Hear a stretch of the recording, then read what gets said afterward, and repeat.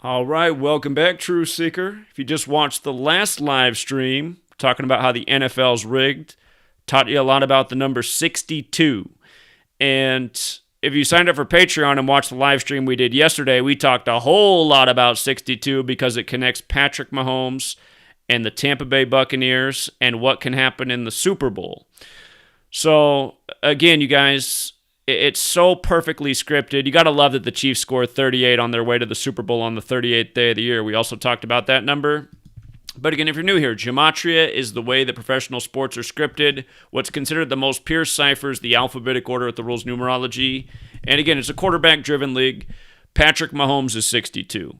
And before this season began, our number one Super Bowl scenario was the Chiefs versus the Bucs. This has been the Super Bowl that we've thought is most likely since before the season began. I'm going to show you some monster clues that happened in the season that said the Chiefs would be there. And what I hate about my Patreon is I have these people that call in, and I swear they got to be trolls. Because yesterday, everyone was calling saying, Zach, it's not going to be the Chiefs, it's going to be the Bills. And I kept telling people, I was like, listen to this Super Bowl. Brady versus Mahomes sounds like ratings galore. Brady versus Allen sounds like a whoopee cushion fart. And, I mean, if you thought the Bills were going to win today, you're out of your mind. Notice that last live stream I did, the last guy who called in who was trying to make sports sound legitimate, and he's in the UFC. At the end when he said, you guys better bet the Bills, it made me think like, God, this guy is probably shill city. I hope nobody listened to the UFC guy, because all UFC fighters are known for is getting hit in the head. But anyway, huge clues that the Chiefs would be in the Super Bowl based on what happened in the season. I'm going to remind you the same thing I've been reminding my people. So we got to go back to, I believe it was week 12, if I'm not mistaken, the week that the Chiefs became 10-1 in the Bucs Stadium. Let me see if I got that right. Was it week 12 or what? It was. So week 12, the Chiefs beat the Bucs 27-24. The Super Bowl's on February 7th, 2-7. And 51 combined points. Super Bowl 55 is the 51st Super Bowl of the modern era. Tampa equals 51. They got ref number 51 working the game. But notice, the Chiefs became 10-1. And when you're reading the numbers, that's just like 101. Like this is the 101st NFL season. 101. So that was just a monster clue right there. Just everything about the score of this game, what the record of the Chiefs became. And we thought the Chiefs would win this game to become 10-1 because we said that'll be a perfect tribute. This is what we expect the Super Bowl to be. Why not give us the 101 tribute right here? Boom. That's what they do.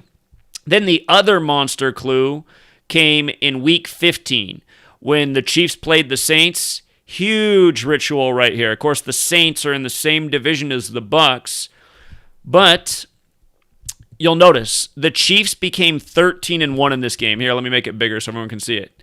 Let me see if that shows up big enough. Yeah, you can see that. So the Chiefs became 13-1. And in this game, Patrick Mahomes got his he got his 41st career win. And, you know, if you guys have been here for years, I've taught you about how they use these numbers just redundantly with the Super Bowl. So the Chiefs became 13-1, and in the same game, Mahomes got his 41st career win, right? So perfect Super Bowl ritual. And, you know, since I started this in 2013, it was at the end of 2016 where we learned reverse gematria. You see how Super Bowl's 49 in reverse? That game where Mahomes did this game right here, was exactly 49 days before the Super Bowl, or 7 weeks. So that was the other thing, too. And this game looked golden for the Chiefs to win because they're like, look at that, man. 13-1, 41st win, 49 days before the Super Bowl. That's not going to miss. And you got to love Kansas City winning with 32 points. That's a signature number with the Chiefs. Chiefs last year won the Super Bowl with 31, but the number they like even more is 32, and that most pure cipher. Chiefs is 32, Kansas City's 32. Don't forget NFL's 32. There's 32 teams. They call it America's game, America 32. But anyway, 62 points, right? So now they're going to play the Tampa Bay Buccaneers, which is 62, and the most pure cipher, and Patrick Mahomes is 62. And again, you guys, it's just like, it's just so in your face. It's so scripted. When you know these numbers, it's just undeniable. And I told people at this point, because there's a lot of people in my community that just like to go against me and pick other teams. And I told them all on this day, I said, if you guys pick any team in the AFC besides the Chiefs, you're fools. You're straight up fools. And Just yesterday, man, I was just getting a migraine from my callers. Everybody calling in, I think it's going to be the Bills. I think it's going to be the Bills. And I'm just like, okay, you guys got to be trolls, man. You got to be trolls. So there's only one guy who called in for the Bills yesterday who I know is not a troll, but I think he changed his mind and ended up going with the Chiefs because he messaged me later. He's like, maybe you're right about the Chiefs. I'm like, maybe's not the word, man. Come on. You think they're going to have the whoopee cushion Super Bowl? Allen versus Brady. I mean, think about how weak that would have been. And the other thing I've been telling people is, do you guys remember when Brady won Super Bowl 53? Again, the year he won that, we had it right before the season began. We had Bucks over the Rams to win the Super Bowl before the season began. And just to be honest, as the season goes on, sometimes I see things happen and I say, man, I still like my narrative, but if I'm wrong, it might be this. And I'll tell people, I say, you might want to put down a future on this matchup just in case. Because like I tell people, if you have your best bet, a future pays a lot. If you have both teams right in the Super Bowl, that's a huge payout. So, and the Bucks paid a ton at the start of the season. The Bucks had long odds to be in the Super Bowl. Not so much the Chiefs, but this dude calling in right now is a crazy person. Sorry, I have a real crazy person who's taking a ride into the town I live in and staying at a hotel and is threatening me all the time and texting pictures of a knife and saying, I'm coming over to your house. And anyway, it's been going on for like 2 weeks. I see it as empty threats, but it's just nonstop harassment. So anyway, this motherfucker's calling right now again. You want me to put this crazy person on real quick? Do you understand that I'm on a live stream? I know it's going to make you even more mad. Are you trying to talk on the live stream again? Go fuck yourself. I'll see you soon. Oh, man. That guy's been texting pictures of knives and shit. He's mad as hell, this guy, man. So, anyway. Oh, my God. He's calling right back. He just hung up. Hey. Why are you calling in right now? I thought you didn't want to be on a live stream.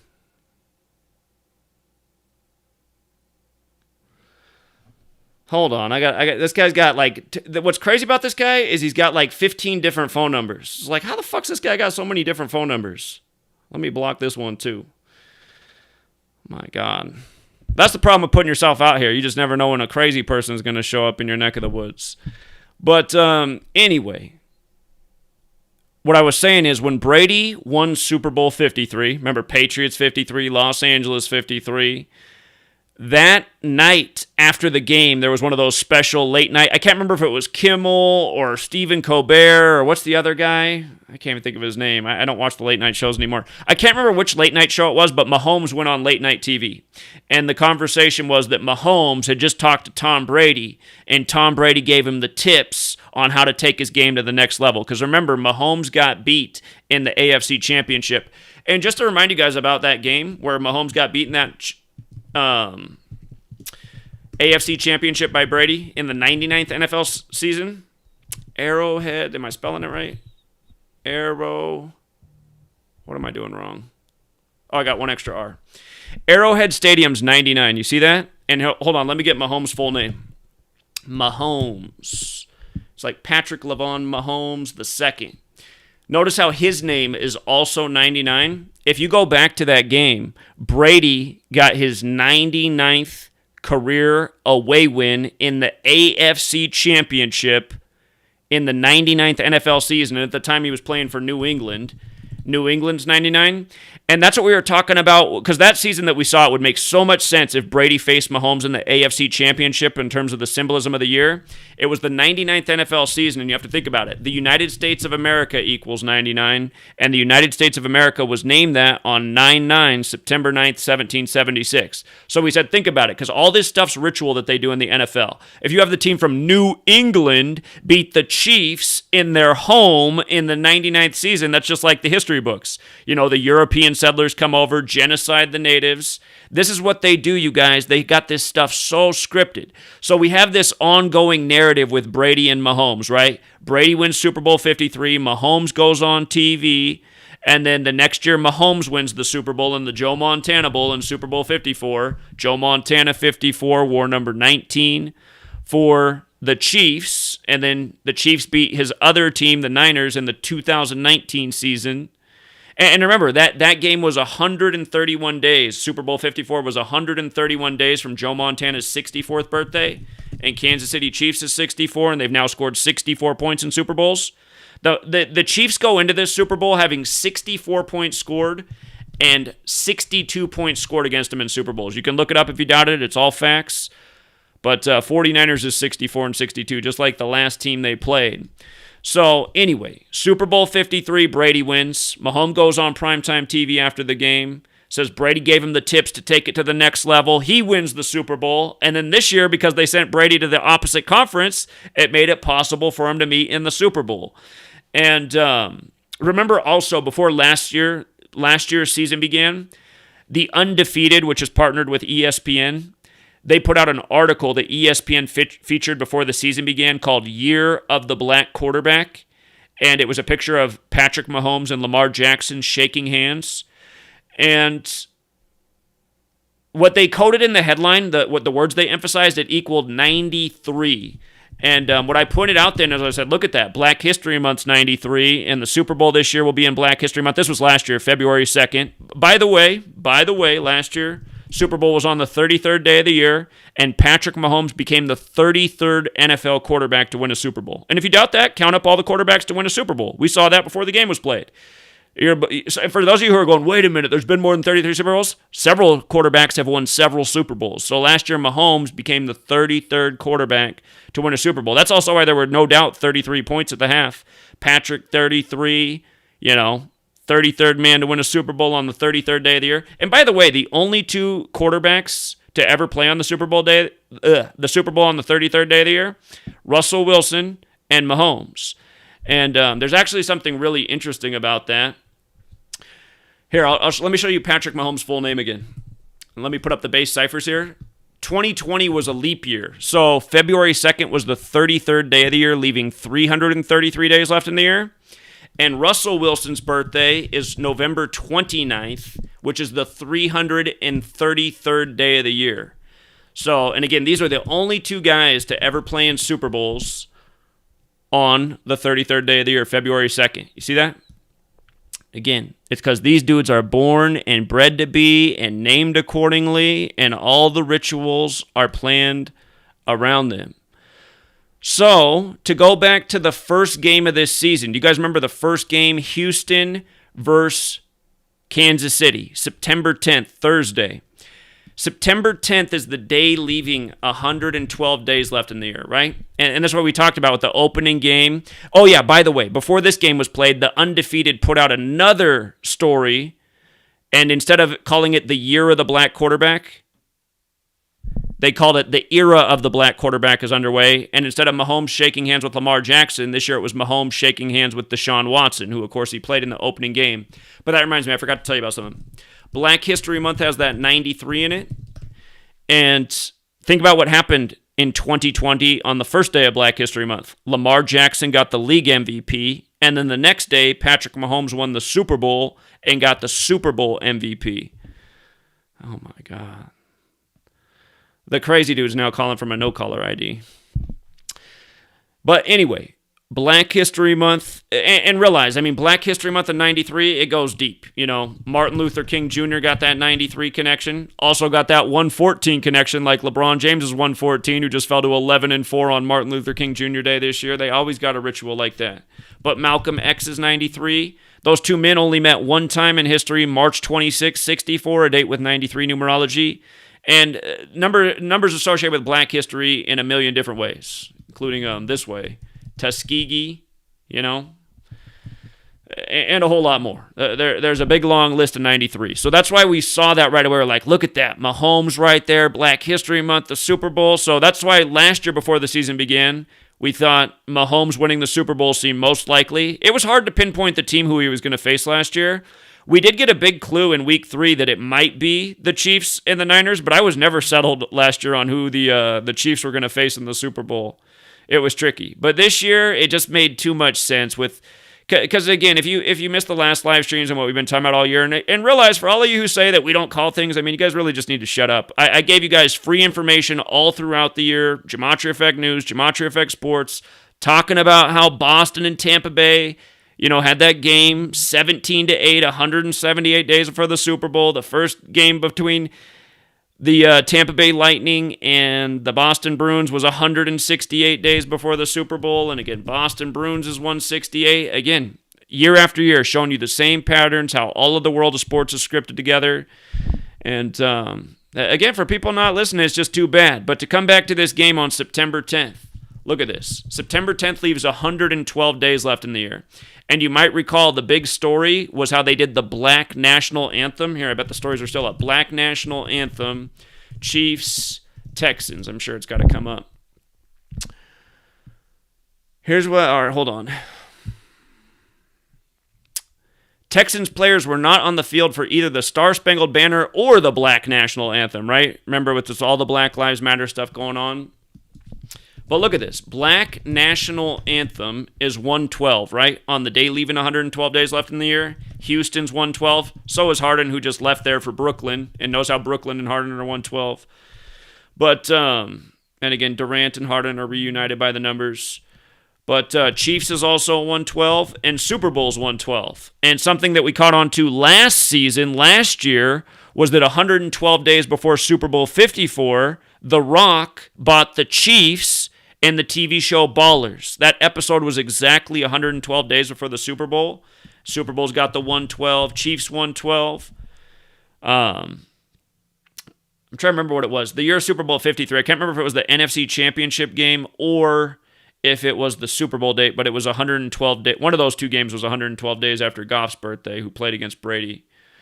But again, these were just the monster clues along the way, and this is what we've been covering since before the season began. The fact that the Chiefs this year began on the day leaving 112 days left in the year.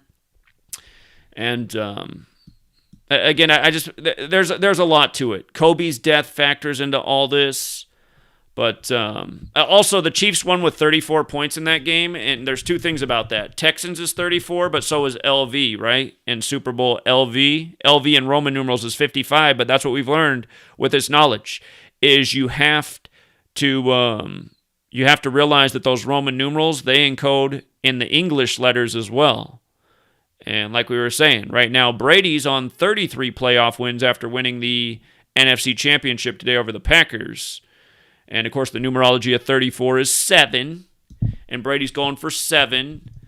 And he's the GOAT, right, at age 43, GOAT 43. Again, football 43, Florida 43. When he came into the NFL, it was just after the election of the 43rd president, which went down to Florida, where George W. Bush's brother, Jeb Bush, was the governor, and he was the 43rd governor of Florida, and his daddy was the 43rd vice president. They both went to Yale and were members of Skull and Bones, whose logo looks a lot like the Buccaneers logo. You know, the cross, femurs with the skull. And just again, in case you guys missed the last live stream, Royal Rumble 2021 will be next weekend. It's on January 31st, and it's being played in the Tampa Bay Rays Stadium. You know, Tampa Bay, a year of Tampa Bay, right? They win the Stanley Cup, they win the AL pennant, and lose in the World Series. And again, you guys, just to understand how scripted all it is, Tampa, Florida's 116, right? All this happens after Tom Brady, TB, gets traded to TB, Tampa Bay. But Tom Brady's full name in the most pure cipher is 116. And so again, you know, everyone's just representing in Tampa Bay now that Tom Brady's down there. But shoot, hold on. I lost my train of thought. Oh yeah.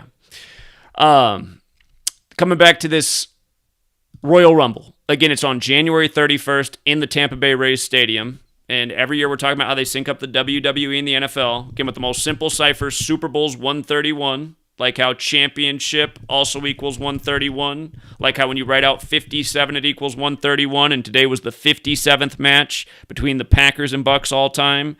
They'd met 55 times in the regular season, and now they've met 2 times in the playoffs for 57 total games. And, of course, there ended up being 57 combined points in the game, just like last year in the NFC Championship where the Packers lost to the Niners.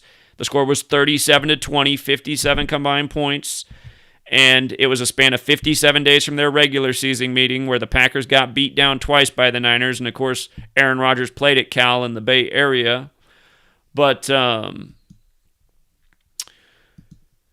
57-131, and again, the Royal Rumble's there, but then adding insult to injury, WrestleMania this year is 37. It's WrestleMania 37. 37 is the 12th prime. Patriots also equals 37, the 12th prime. Tom, number 12. But WrestleMania, this was the original date for it, but they had to move the date. They had to came up, I forget what the reason was they came up for moving it, but it's hilarious what they did because they moved it to April 10th and 11th. April 11th is the 101st day of the year, like this is the 101st NFL season, but April 10th is exactly 62 days after the Super Bowl. And notice, Buccaneers has the double connection to 62. Buccaneers is 62 and 37, like how it's WrestleMania 37 with the logo that looks just like the Tampa Bay Buccaneers logo. And it's in Tampa's football stadium, Raymond James Stadium. And again, Tampa Bay Buccaneers is also 62. And remember, it was March 16th that Brady indicated he wasn't going to go back to the Patriots, and then everyone knew he was going to the Bucs at that point. On March 16th, 316. Austin 316 in the WWE. Hold on. Somebody called in earlier and said Stone Cold Steve Austin's 55 right now. Let me just see if that's true. Let me see if it's true. Oh, he just turned 56. So he was 55 for a lot of the season. I see. He was 55 for a lot of the season. He just turned 56. Again, today Brady got his 263rd career win, which is the 56th prime. Been a special number all year, 56. But, yeah, I mean, it's just, if you think that this is a coincidence that Buccaneers is 37 and 62 and WrestleMania begins 62 days after the Super Bowl and it's WrestleMania 37, if you think that's a coincidence, I just feel really bad for you. Also, the other thing that I really liked about Mahomes facing the Bucs, and we've been talking about this again since before the season began, is if you look up Mahomes' birthday, it's September 17th, 17/9, like 179. And, here, Mahomes' birthday. September 17th, 17/9. He's 25 years old right now. Who's he going to face? He's going to face Tampa Bay, 25 in the most pure cipher. And again, if you watch the end of the Packers Bucs game, they were reviewing something for no reason while the clock was on a minute 34, and then they reset it to a minute 37. Tampa Bay's 137, the 33rd prime. Brady's the champion of the NFC. But, again, Lambeau's 134. If you go back and watch the end of that Bucs-Packers game where they're just reviewing, just wasting time on the clock. And, again, for people who are new here, you might think this all sounds ridiculous. But, again, you're trust me, you're tripping. You pay attention to this knowledge, you'll see how they mess with the clock, how they freeze it at certain seconds. And pay attention to what they do in the NFL. Sometimes they'll let the clock run down a couple extra seconds, few extra seconds. You're like, wait a minute, why the clock keep ticking there? Sometimes it'll seem like the clock stopped early. You'll be like, wait a minute. But then when you know this knowledge, you're like, I see what they're doing. And, of course, the NFC Championship the year of Super Bowl 55 had to be on Lambeau, right? Lambeau's got the 55. Wisconsin's got the 55. And Green Bay, Wisconsin is 257, which is the 55th prime. And that was also part of the reason I like the guy whose name equaled 257 to beat McGregor last night. And he did. And he got his 27th win, like how the Super Bowl's on February 7th, 2/7. So, and remember, every 27 years, the Buffalo Bills and the Kansas City Chiefs play in the AFC Championship. So if you're still alive 27 years from now, you could probably put in a nice future for the Bills and the Chiefs to play in the AFC Championship game. That'll be, what is that? The 2027-2028 season. I hope I'm still alive here to come back and gloat about it. But every 27 years, they have these teams meet. And, here, you guys want to see something trippy about that? Let me show you something about the real Buffalo Bill in light of the Buffalo Bills team name. His real name is William Cody. The real Buffalo Bill, William Cody. Look at this. William Cody. You see the numbers? 126, 54, 63, 171. 171 is the 18th triangular number, right? Watch this. Buffalo. You see that? How Buffalo's 126 and 63 like William Cody? And now look at Buffalo Bills. Or hold on, I'm tripping. I want just Bills. That's what I want. You see how Bills is 54? William Cody's 54. Bills is 18. William Cody's 171, the 18th triangular number. This is how they do it, you guys. This is how they do it. And William Cody settled down in Kansas territory at the end of his life of being a cowboy. And who beats Buffalo? Think about it. The first time they played was the year of Super Bowl I. The 66-67 season, Kansas City beat Buffalo in the AFC Championship. Then, the 93-94 season, Buffalo beat Kansas City. And now this year was Kansas City's turn to win. So I bet you 27 years from now, Buffalo beats Kansas City. But yeah, we got to wait a long time for that one. But this is how these people work. They make history repeat itself. It's all repetitious pattern. It's all scripted. And it might sound crazy to you, but I bet you they have the next 27 Super Bowl scripted. If they're going to continue on with the league and the nation for that long, who knows what's going to happen in the next 27 years. But I'm just telling you, this is how these people operate. So, yeah. And also you got to love the Chiefs coming out winning 34-20, right, as the defending Super Bowl 54 champions, 54 points. And notice how that score was 20-34. You know, look at Texans again. Look at the Gematria. 20-34. And there were some other rituals in this game that I forget. I think like some coach might have got an 83rd win, or I forget. There was something else going on there, but the score was 20-34. And again, it's like that week after week. So Seattle beats the Falcons with 38. You know, that was before Dan Quinn got fired and he came over from the Seahawks. But again, you look at Buffalo wins with 27. You know what I mean?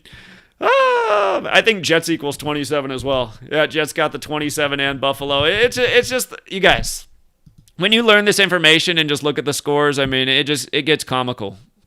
It gets comical. Packers won with 43, their first game of the season. 77 combined points. It's amazing how often Packers games start 7-7. What is it, Green Bay? Yeah, Green Bay is 77.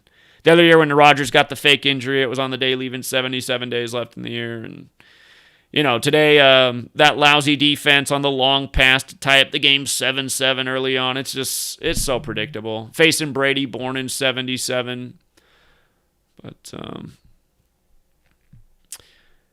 yeah, there's a lot that can be said about these scores. I'll spare you the details, but that Drew Brees had so many Jesuit numbers in this game. We loved Drew Brees in this game. Drew Brees had them numbers. Los Angeles, 37 combined points in the last game of the week. Anyway, that's how they do it, you guys. Script. And, you know, if anyone wants to hate and say, oh, where's the proof you called it before? Just go back on my Patreon. Everything's on there, you guys. If you guys don't understand how this works, I put out a lot of videos on this channel that you can only see if you're on my Patreon page. So for me, like if you go to videos, you see these videos that are here. These are the public videos. But watch, when I go to manage videos and I go to live, you see all these games that say unlisted. This is all Patreon stuff, you guys. You can't see this unless you're on Patreon. You know, yesterday I just did a 4-hour live stream that should have been 10 minutes long because I came on and said why I like the Bucks and Chiefs, and then I took like 2 hours of people calling in, telling me it's going to be the Bills, and I had to come up with a new response every time somebody called in. Finally, I was just like, okay, take the Bills. I'm telling you, the Allen Brady Super Bowl is just a big fart sound. That's not going to happen. I mean, this stuff isn't rocket science, you guys. How many Patrick Mahomes, Troy Polamalu commercials did you watch during the Bucks-Packers game? Now, how many commercials did they have with Baby Stash? That's what I call Josh Allen with his little ugly baby stash. Who rocks the peach fuzz mustache? That's got to be a shaming ritual. Just like his first. You guys remember Josh Allen's first career game? How bad they made him look. Poor guy, but he's gotten to play well since then. But yeah, I mean, just go back to the broadcast we did before the season began.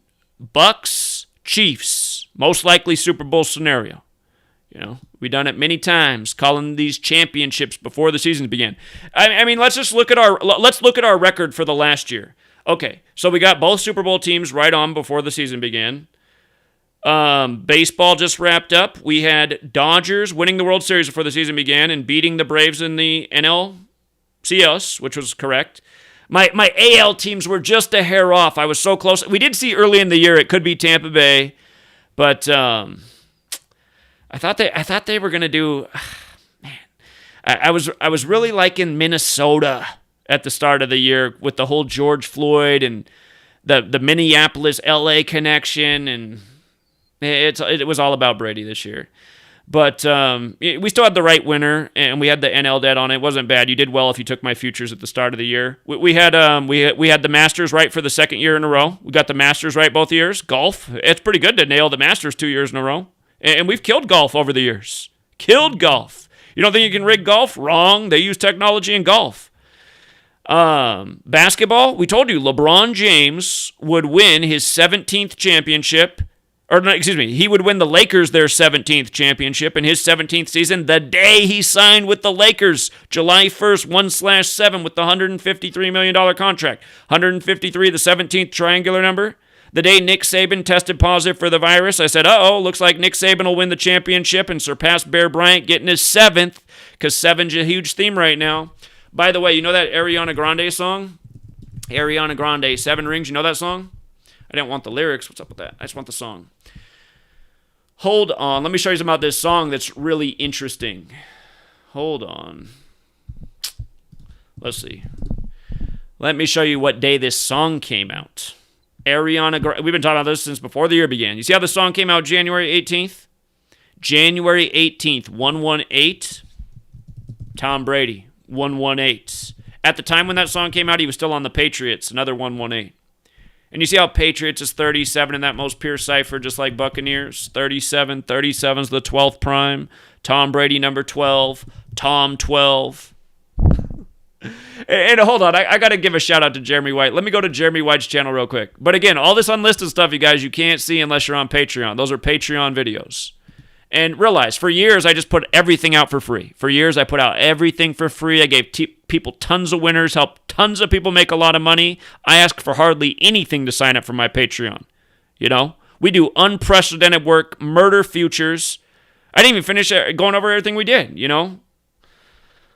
We had the Super Bowl winner right from the start of last year. The year before that, we had both teams right. I mean, and we just killed World Series, NBA Finals. We just killed everything, man. We just kill everything, period. But hold on. I got to find my man Jeremy White's channel. I got to go back and play this.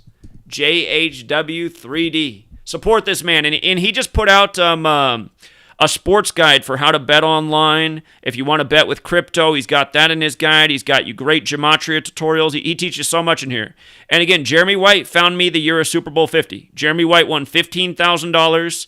Taking my advice, and I was fresh at this back then, you know? Super Bowl 50.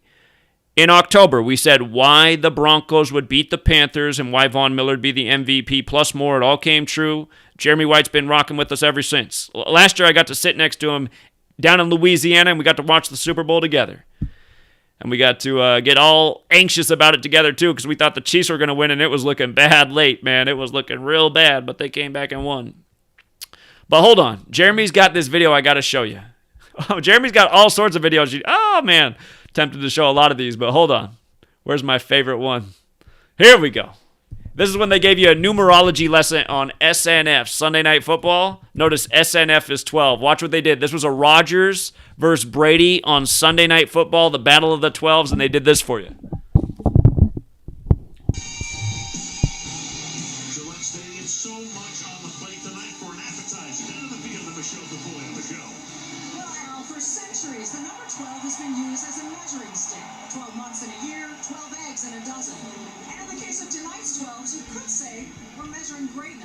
In numerology, the number is quite special.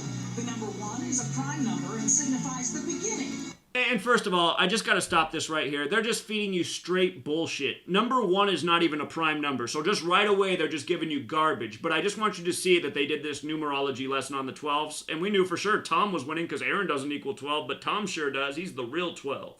And the singular nature of the universe. 2 is about seeing 2 sides of any situation. Diplomacy, partnership, and the mutable nature of life. And if you're a 12 person, you're known as dynamic and energetic, unafraid of pushing boundaries. You're often at the center of the action, preferring to be around people, as well as assuming a leadership position. Ring a bell? And then there's this, Al. 12 is the most worn number by quarterbacks already in the Hall of Fame, pro football's ultimate measuring stick. And eventually, Canton is going to have to make room for 2 more. You bet, Michelle. Meanwhile, good news for Rodgers, who told us last night in our meeting he was going to try to play if the doctor said it was okay. Then they give you that little tip right there that Rodgers is all banged up.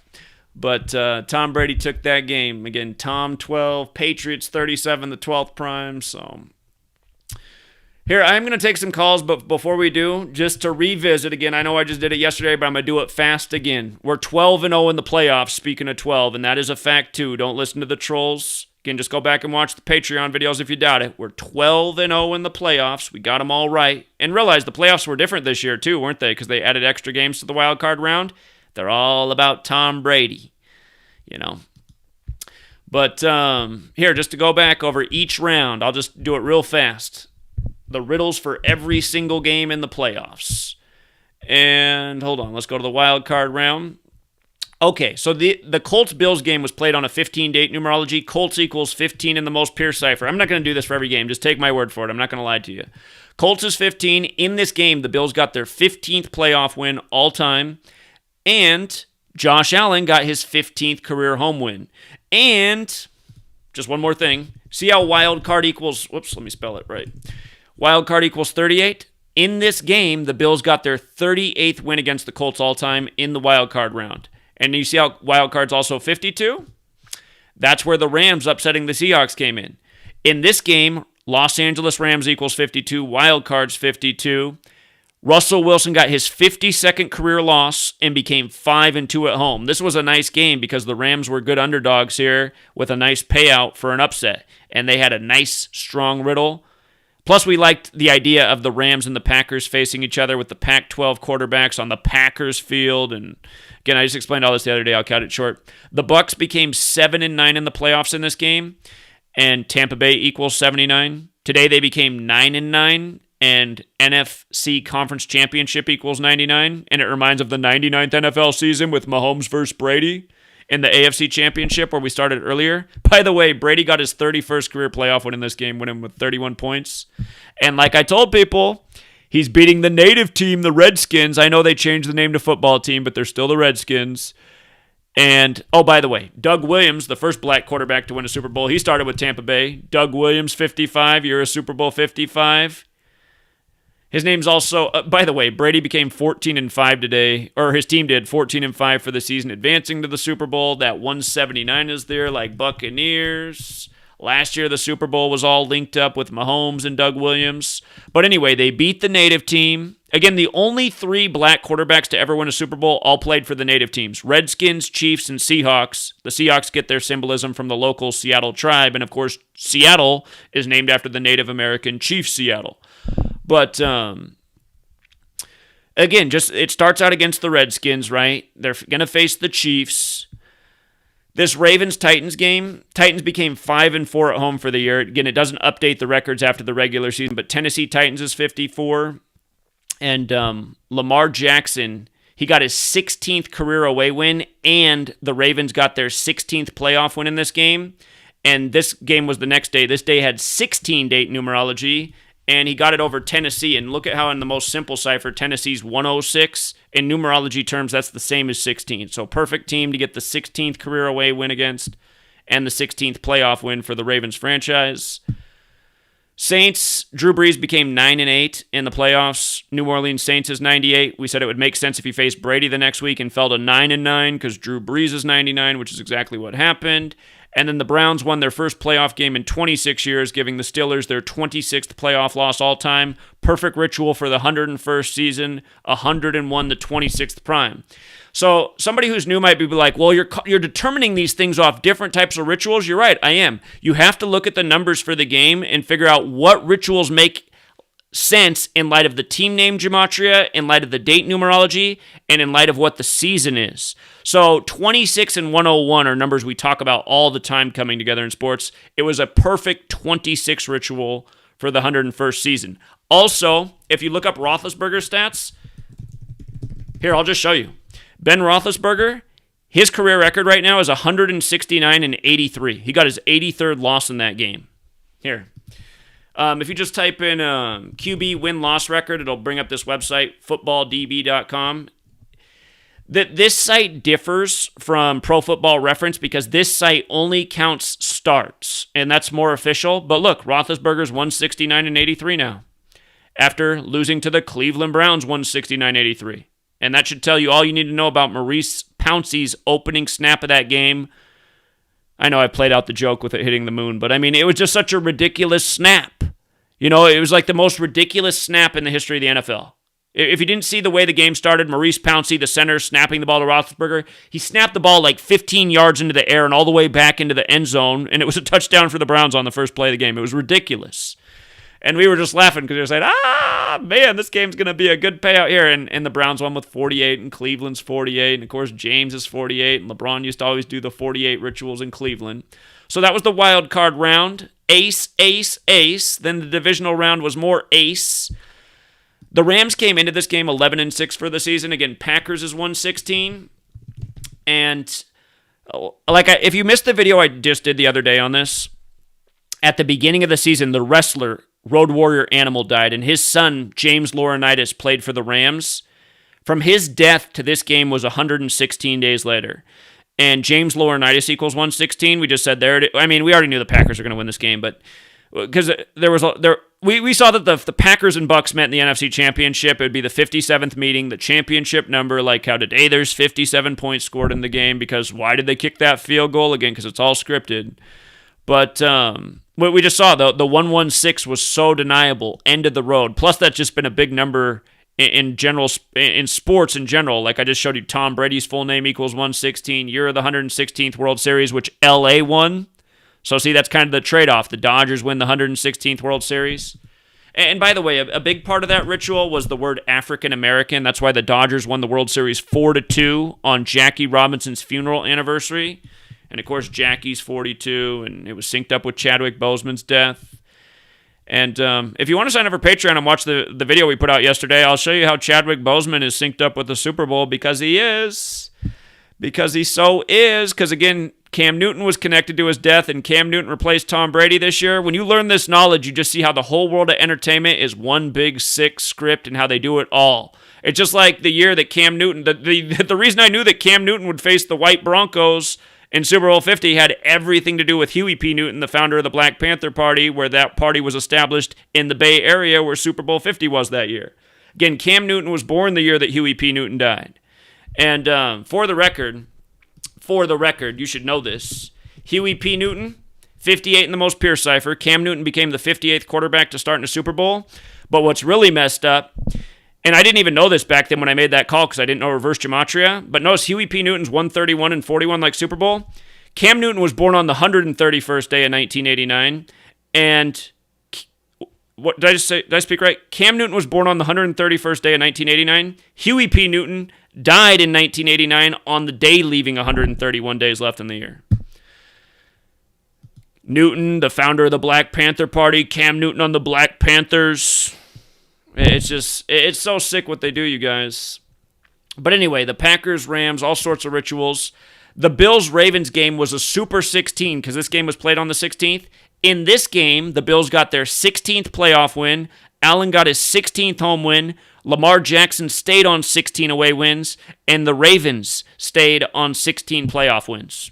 16's all over the place. And no, Chiefs and Browns, I mean, I didn't even need to decode this game. Again, Chiefs are our team.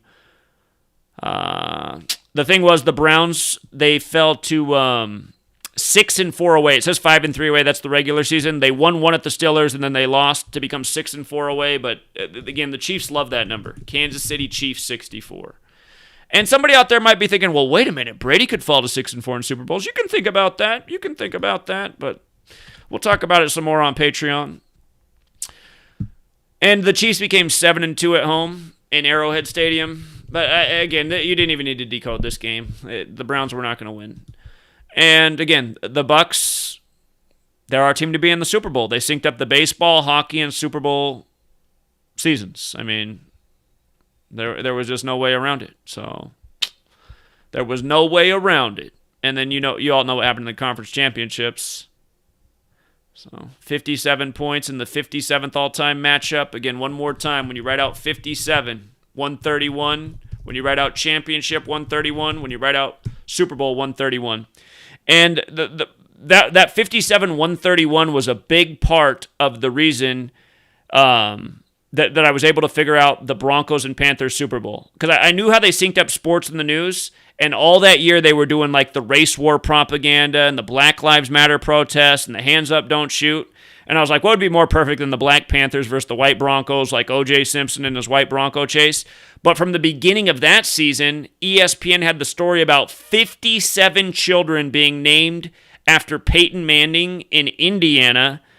And the story that ESPN had on their front page all year was 1:31 long. And ever since then, every single year, I've just been documenting how they just do the same stuff with 57 and 131. And realize it goes beyond the Super Bowl. They do it in all of sports. If you write out NBA Finals, it's got the 57. If you write out World Series, it's 57.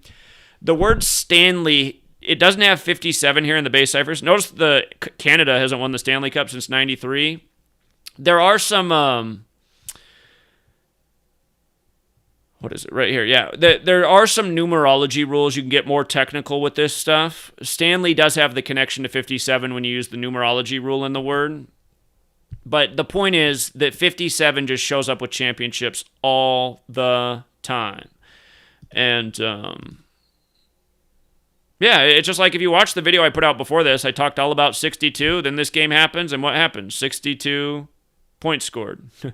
The Bills were 6-2 away in the season. And trust me, that's not an accident. That's in the regular season. Today they fell to 6-3 away. This was their first away game, right? And Buffalo, again, is 63. And William Cody, who they're named after, Buffalo Bill, is 63. And in light of the ongoing narrative, the last time Brady was in the Super Bowl, he became 6-3 in Super Bowls. And remember, that was Brady's 307th game, Super Bowl 53. 307 is the 63rd prime, and that game was in Mercedes-Benz Stadium, which equals 307. 307 is the 63rd prime. So, there's a big stadium ritual. I'm giving you guys a big hint. There's a big stadium ritual with Super Bowl 55. It is unbelievable. Truly. We'll talk about it more on Patreon. In fact, we already talked about it. We talked about it yesterday before the games were played. But, yeah, I'm going to open up the phone line. Big Al, if you're out there watching, I know you were texting me. If you wanted to call in before I open up the phone line, Big Al has my main number. Big Al's my dude. He flew out here from Arizona to stand with me and raise awareness about Event 201 at the Bill and Melinda Gates Foundation. But if he wants to call in and say something, I know he's a real happy camper tonight. Pretty much everyone on my Patreon besides the trolls are I bet even the trolls are happy campers. I bet even they took my advice. But a lot of people made a lot of money today because our top future for the Super Bowl before the season began, Chiefs versus Bucs, it's in. All right, let's take some calls. What's up, callers? What's up, callers? It's the number on the screen. Caller? Hey, Zach. Hey, congratulations, man. Killing everything, man. Well, I owed that to you guys because my regular season stuff has not been as good as it used to be, but we definitely murdered the playoffs. Oh, my God. It's undeniable. If people can't see through what you just accomplished, then you can't help them. There's no help for them. And this should have happened a long time ago, man. It's not the first time we've done this. We've been murdering sports for a long time. So, but yeah, you're right. I mean, if people are denying this, I mean, you just got to be brain dead. Hey, man, I got something for you, man. You remember, this got me thinking yesterday, because that's why I loved your live stream, because I put in futures bets on Green Bay before the live stream, of course. I had Green Bay way back. I was like, I think Rodgers, because you know how they were beefing him up for years, and they keep saying he's the greatest talent and all that.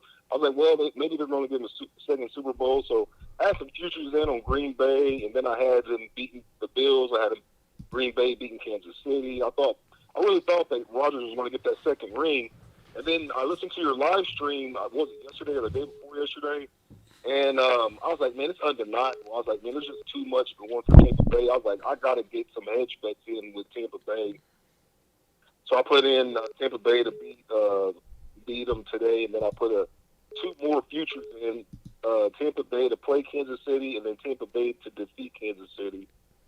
And then it's just undeniable, like what your callers were bringing out yesterday, like how Michigan became 13-1 in college basketball. Oh, that was a great call at the end of the stream. I mean, we already sold on it. And so for people who don't know, every year we're showing how college basketball, they always do rituals with college basketball in the Super Bowl. Mm-hmm. Juwan Howard, who's the coach of Michigan, who used to be part of the Fab Five back in the day for you young people, he's got the same birthday as the Super Bowl. His name equals 98, like Tom Brady's 98, like Michigan Wolverines is 98. But hold on, who did they play again? Who did Michigan play? Was that Saturday? Yeah, it was Saturday, yep. Do I got it up here? Am I on the wrong day? I got it. Yeah, we got to show people this, man. Where's that Michigan game at? They were away. I know Michigan. Are they not ranked right now, Michigan? They're ranked. They should be ranked. Where's Michigan at? Hold on. Yeah, people got to see this. Every year we're showing you guys how they script the college basketball at the Super Bowl. Maybe it wasn't Saturday. Maybe it was a different day. I'm trying to remember who they played. Maybe it was Friday. Must have been Friday. Michigan. Where you at? You still there, John? Oh yeah, this is what it was. It was Michigan versus Purdue. How do I forget? So Tom Brady just beat Drew Brees the weekend before. Drew Brees went to Purdue. Tom Brady went to Michigan. So notice Michigan gets to 13-1, like Super Bowl 131, and Purdue drops to 6-4 in the Big Ten. Kansas City Chiefs 64, that 116, like Tom Brady's full name 116, like Tampa, Florida 116. It's just, and then Michigan scored 34 in the first half, like LV's 34. It's too much, man. It's too much. I stumbled across another rigged college team, man. That with another Brady tribute. It's undeniable, man. Like, okay, think about it. The symbol, the logo, the Tampa Bay logo. Who in college football and basketball has the most similar logo to the Tampa Bay Buccaneers logo? In football and in basketball? Is that what I heard? Yeah. It's the same team. It's the same team in football and college basketball. It's the same team that has the same logo. It's very similar to the Tampa Bay Buccaneers logo. I honestly, I can't think of it off the top of my head. Who is it? East Carolina. They got that pirate. Oh, okay. Yeah, okay. I'm with you. And so they played today in men's basketball, and they were 7-3 before they started playing today. I see. They get to 8-3? No, they lost. But check this out. You look up the college. Look up the coach. Their coach is Joe Dooley. If you look up on the college basketball reference or whatever, he has 199 career wins. Okay, like Tom Brady, 199 pick. Okay, yeah. I see what you're saying.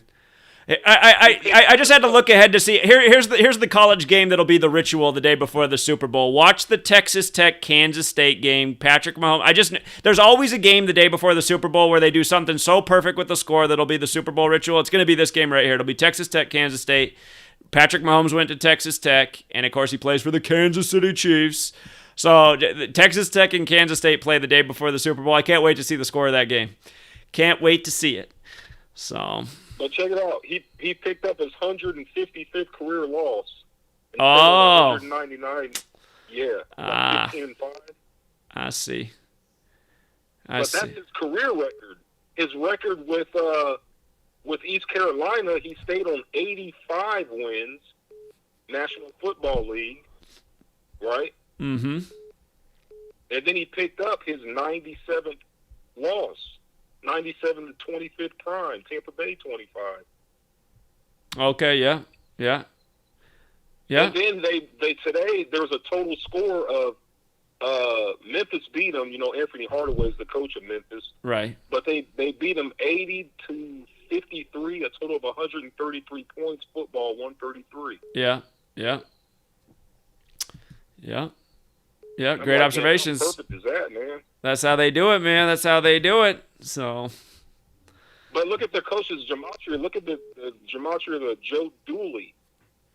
It's all 4 base ciphers. Like the most pure is 43.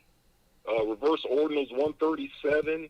Reverse full reductions 38. I mean, it's just perfectly synced up with this dude. I'm like, how do they do this crap? Yeah. Joe Dooley is his name. Joe, then Dooley. I'm like, man, it's just that with that WrestleMania and then the Michigan, it's just too much, man. It's the same stuff every year, too, man. It's the same stuff year after year, so. It's just too obvious right now what's about to happen. Yeah. Remember that dude who kept calling in at the beginning of the year, kept saying it wouldn't be the Bucks, it wouldn't be the Bucks, it wouldn't be the Bucks? I think that dude was an agent. Mm-hmm. So. Oh, yeah. What was pissing me off about that guy is he would call into my live stream because he was getting credibility with the community because he'd call in and be like, I like your picks today except for these two. These two aren't going to happen. And then he'd be right about those games every single time. And I was like, how's he even picking this just off some random ass shit? And why aren't my games coming through? But see, that's the kind of thing that makes me think they're watching us. They didn't want people on the Bucks because the Bucks paid so much at the start of the year. And, yeah, that dude just disappeared after he made his little reputation. But notice he got long gone, so... I remember before the season even started, he was leaning towards Tom Brady. Yeah, that's what I've been saying since the start of the year. Most likely Super Bowl, Chiefs and Bucks, man. They gave us the story with the whole 112 ritual, era of the black quarterback, Mahomes again. I mean, it's just, they give it to you. I remember there was a caller that called in, and he had all kind of information agreeing with you. You guys were talking. He's like, yeah, man, it looks like it's going to be Brady. I can clearly remember that. I was like, man, you was right from before day one. You was right about it. That's how they do it. All right, John, great work, man. I'm going to let some other people get in, man, but keep it up. All right. All right, see you, man. Yeah. See you. All right. All right, I know his phone was kind of quiet. I hope you could hear him, but he's a good caller. He joined the community in the last year. He got his own mind. He a lot of times, I don't know why he didn't go with what we said, man, but whatever. Caller? Hello? Yep. Yeah, what's up? This is Zach. This is Zach. What's up? Why is everyone's Zach, phone how quiet you doing, tonight? Man? What's up, man? What's going on, man? We in Connecticut, me and my boys, man. We just want to say what's up and thank you a lot for everything you're doing, man. Well, you're welcome. We definitely appreciate the work, man. I've been trying to call you for like 10 minutes straight, 5-10 minutes straight. Just a quick question. Who do you think is going to win for the Super Bowl? It's all on Patreon, man. That's what I do the Patreon for now, man. The picks are all on there. But I've been giving you guys some whoppers on here already, so. Yo, you know what I think? You know what I think, Zach? My name's Eric, by the way. You know what I think? I think that they're going to make Mahomes win, but they're going to let Brady look like he's kicking his ass the whole game. And then, something like the Masonic ritual of passing the torch type of shit. So the old generation to the new generation. It's possible. It's possible. I told people I think I know who's going to win the game. It's possible Mahomes wins. I'll tell you what. I'll give you guys this right now. If Mahomes wins the Super Bowl, if he does win this year, I'm telling you right now, you guys, do not even flinch on this next year. If Mahomes wins the Super Bowl this year, he will win it next year in L.A. Don't even flinch. If Mahomes does beat Brady this year, he will absolutely win next year, and the reason why is because he can make the Chiefs 4-1 in Super Bowls. If they win this year, they'd be 3-1, like Chiefs is 31, like they won it with 31 points last year. But the reason he'll definitely win it next year is because it's in L.A. L.A. equals 41, Super Bowl 41, Kobe Bryant 41, and last year when Mahomes won the Super Bowl, Kobe died the weekend before in L.A. at age 41. Kobe being Bryant equals 54. And when Mahomes put away the game, it was his 41st pass, and his 26th completion to number 26 for the touchdown that put away the game. Bryant's 26, Kobe Bryant 41, the 26th pass to number So there's a Kobe Mahomes thing going on. But if Mahomes does win this year, I'm telling everybody, get your money because Mahomes will definitely win it next year in LA to make the Chiefs 4-1. So. And what do you think about the comparison between Steph Curry and Mahomes? They even look like twins. Eerie. They're real eerie, like they're some. They are very similar looking. You're right, man. And again, it's a network of people and bloodlines and family. It's all in the business, man. It's a lot of family networks that they absolutely could be related. Absolutely. Yeah. And then I said, okay, we got the light skinned pretty boy for playing basketball, and then we got the light skinned pretty boy playing football, and they both supposed to be these massive stars. So I said, damn, they're gonna make Mahomes be like the Steph Curry of the NFL. Yeah. You know what I mean? Yeah. Indeed. Well, all right, man. I know you got other callers, and I don't want to hold you up, man. But I'm definitely looking forward to purchasing your book next month. And I just wanted to tell you, keep up the good work, man. All right. Appreciate you guys following. Thank you, man. You already know I watch you every day. Appreciate that. Later. All right. Take care. And I got to plug my man, Jeremy. He's been a great supporter, great helper to the community. Last year, he was the first person in the community who really thought the Super Bowl would be Chiefs over the Niners, helped a lot of people out. He's been working hard on this betting sports guide for all of you who want to know how to bet online. Come support Jeremy at JHW3D. Check out his video right here. He's telling you what's in his guide, and he'll tell you how to get it. Support my man, Jeremy. What's up, callers? Oh, hey, Zach. I just wanted to thank you because of these last few predictions that you got right. I'm 16 and you really pulled through today, man. Today now I had a lot of people doubting me. You know, I've been on my Snapchat, Instagram, everything, trying to put all my friends on about how sports are rigged and like how all these deaths are synced up with numbers. And I really got to say, man, because I pulled through today, I let everybody know the predictions. I let everybody know how you're flawless.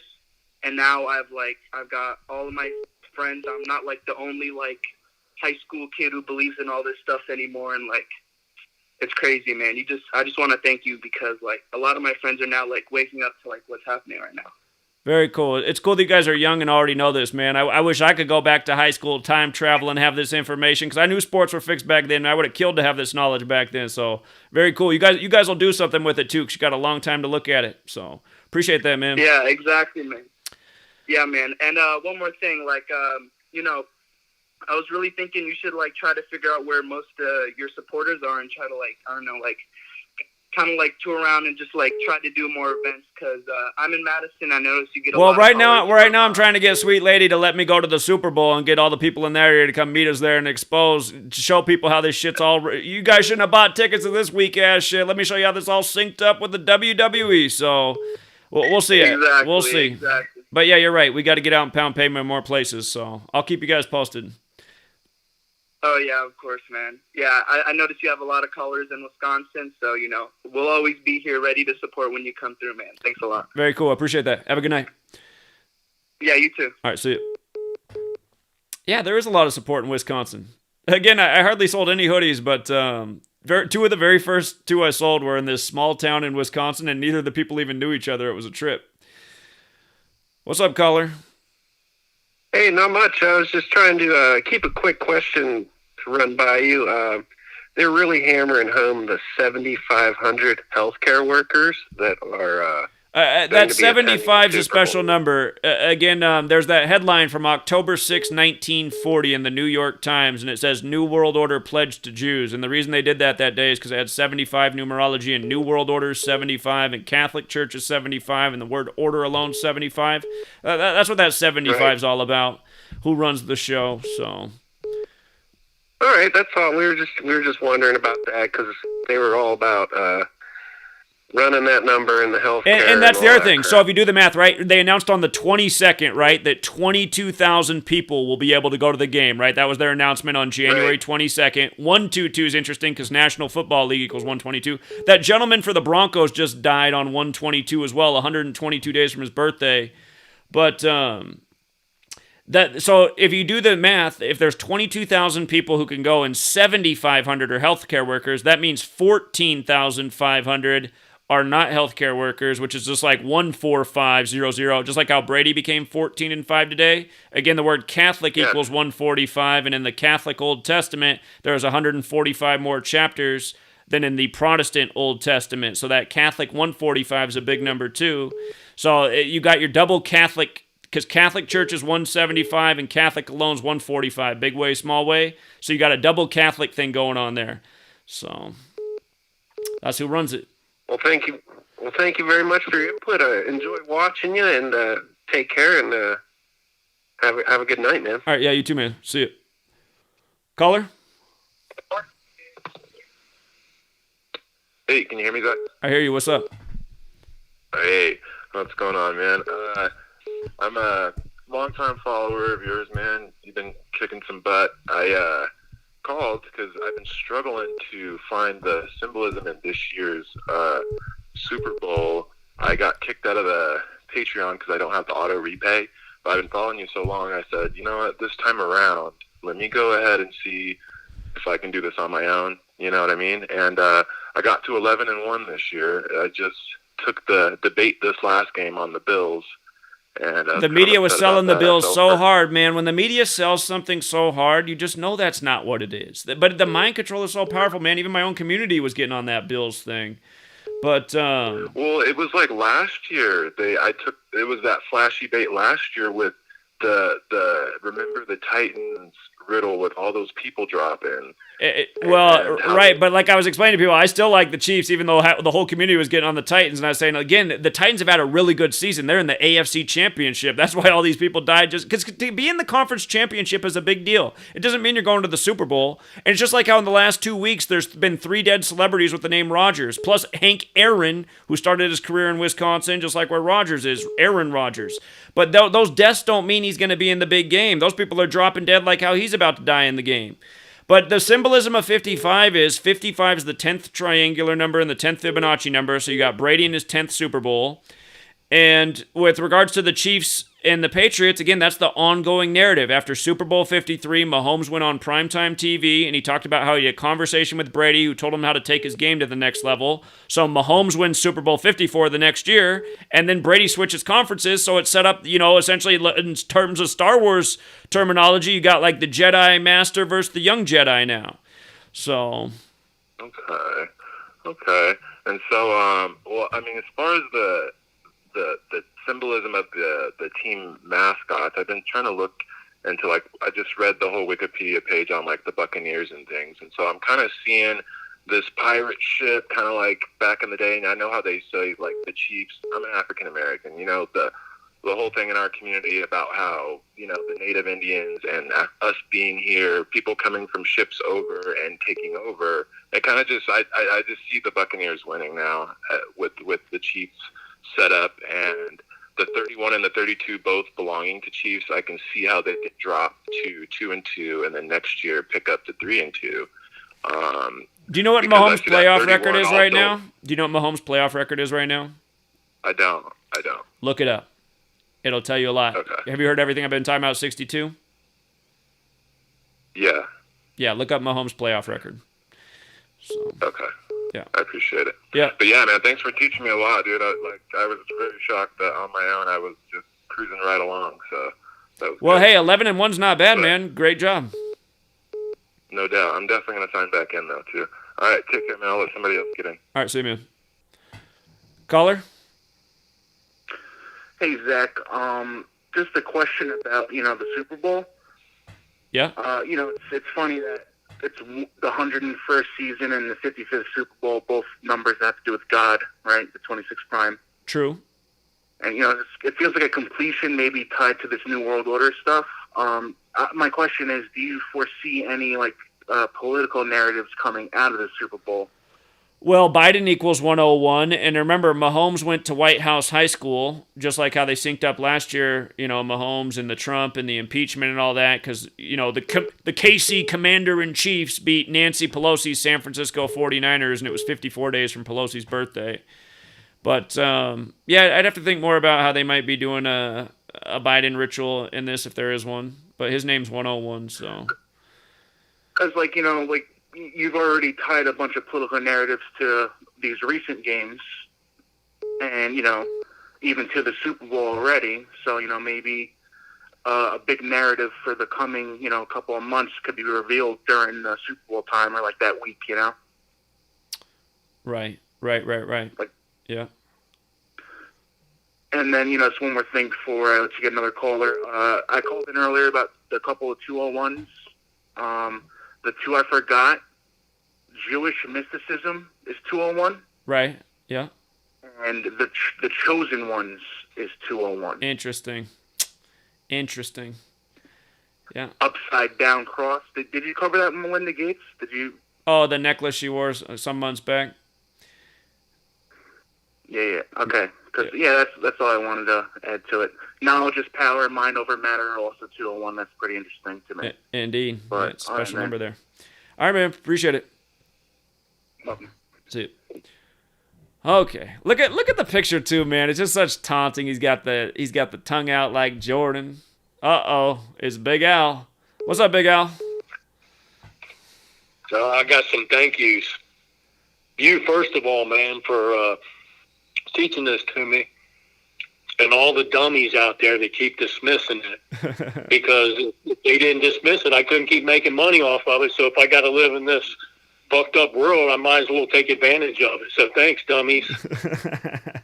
Yeah, the point he's making, if you guys aren't getting it, is if everybody just started doing this, it would wreck the system. You know, they'd have to switch it up. Yeah, so. There's no way they'd be able to do it. I mean, that's why they troll your account. That's why they, you know, generate all the, you know, false information to just distract you or from what's there. But these numbers don't lie, man. I mean,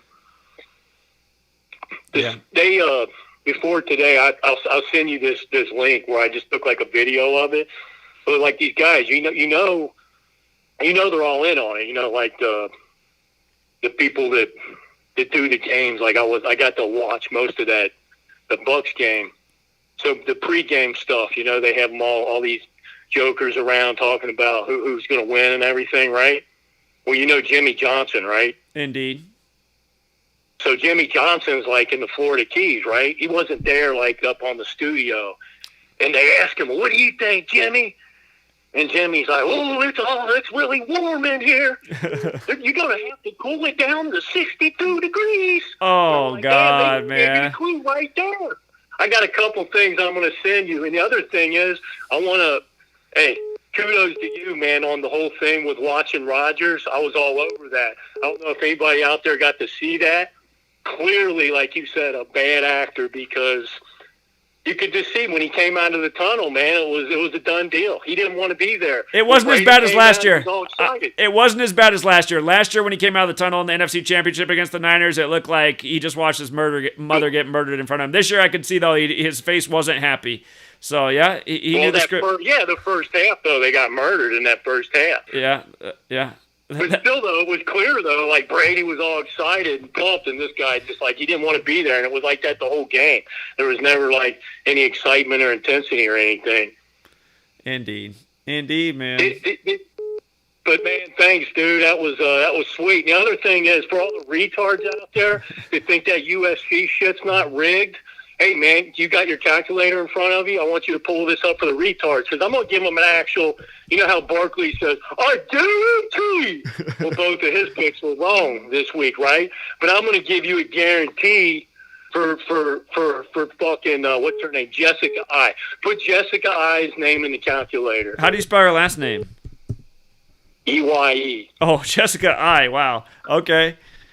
And then the girl that she fought last night, her name was Joanne. I think it's Caldwell. It's Joanne. Let me make sure on the last. Maybe name. 2 N's. Was it 2 N's? Yeah, it's two L's. Yeah, it's 2 N's. Yeah, no, I got it. Okay, so her name's Joanne, like Joanne, and then Calderwood. The name Calderwood is spelled Calder Wood. Got it. Okay. So this girl, she was fighting last night, Jessica I came in at 15-8, right? So when I looked at that, I'm like, damn, that's gravy. 15-9, Joe sure. Caldwell, 159 used alphabetical order. But look at fucking Jessica I's Gematria when you flip it around. She got some serious football numbers right now. But okay, so 15-9. What was the other record? Well, it didn't matter, man. I'm just telling the idiots out there. I see her next record. I see her next fight. I'm giving them a freebie next time. I see. I guarantee that next time she fights, she wins. Yeah. Jessica I will win next time. I see what you're saying. She just got to be. You see? I mean, and that's all it is. It's that fucking simple. And I do this shit all the fucking time, and you taught me how to do it, and I'm going to keep doing it as long as these dummies keep dismissing it, because they don't want people to make money off of it. And again, people will always come here and they'll say, oh, you can't win anything with this knowledge because it doesn't talk about spreads. Tell them how you're winning money. Are you winning money with spreads or by putting parlays together? I put parlays together, man. I mean, I show them to you. Like, what did I have? I already know what you do. I'm just saying, just to tell these people. It's just because the trolls will always come here and say, you can't win with this knowledge because it doesn't help with the spreads. It's like, you don't need to know the spreads if you know who's going to win the game. You don't need to know the fucking spreads. You don't need it. And the problem with the spreads is sometimes that shit works, like that ATS stuff. I've looked at it before. Because, like, I think you said there was somebody in the community a while back that looked at the spreads, and it was like, it was just iffy. Like, sometimes it's there, but other times it's not. It has to be... You got to use your fucking brain at this. That's the problem. And most of these people, even if you give them something, they still can't figure it out. It's like, how many years, dude, have you showed people that use the same goddamn fucking numbers to show you who's going to be in the Super Bowl like they did with the Chiefs? And people still getting off of it. It's like, dude, they show, or like with the fucking, the wrestling shit. It's like, you couldn't be any fucking number. Every year they do the same thing. Exactly. Exactly, man. But that's why I just say, okay, you guys want to go lose your money or do your own bet? Go ahead. I mean, or telling you what they do every damn year. But here, Big Al, again, is this true or false? Did you make a $5 bet that paid over 10 G's off a parlay? Well, it was a $5 bet that made over $3,000, but that day I made over 10 grand. And it was because of the Nationals. Because you called the Nationals to beat Astros, Game 7. Right, and they were down 3-2 or something like that, and they came back and won the series. So I got that at almost 6-1, and then I put all these fights together.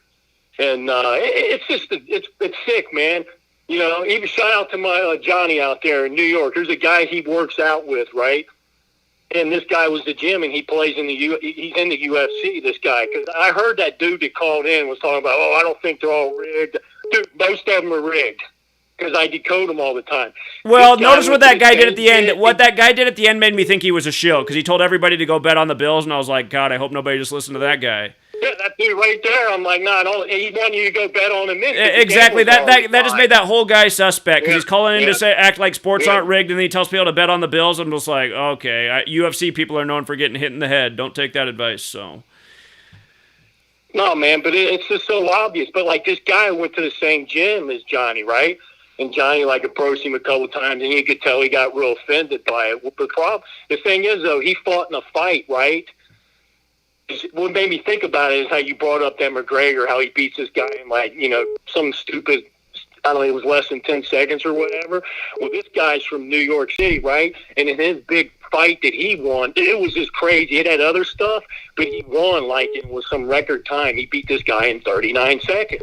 I'm like, that's all a script because you just watched him like it was all rigged up where they go run over in the corner and then the guy gets him in some stupid little guillotine or whatever. And, it's over. And then the guy just makes sure that he calls it at the right time. But for years, when I watch sports, like football especially, I'm like, why does the fucking clock not stop? Or why does he keep moving? Or this spot was bad or that spot. Well, now I know why. Indeed. And you know how they fucking run it all just like in that game. Right away when the score, fucking Buccaneers are up 7-0, I'm like, that's looking even better for the Bucs.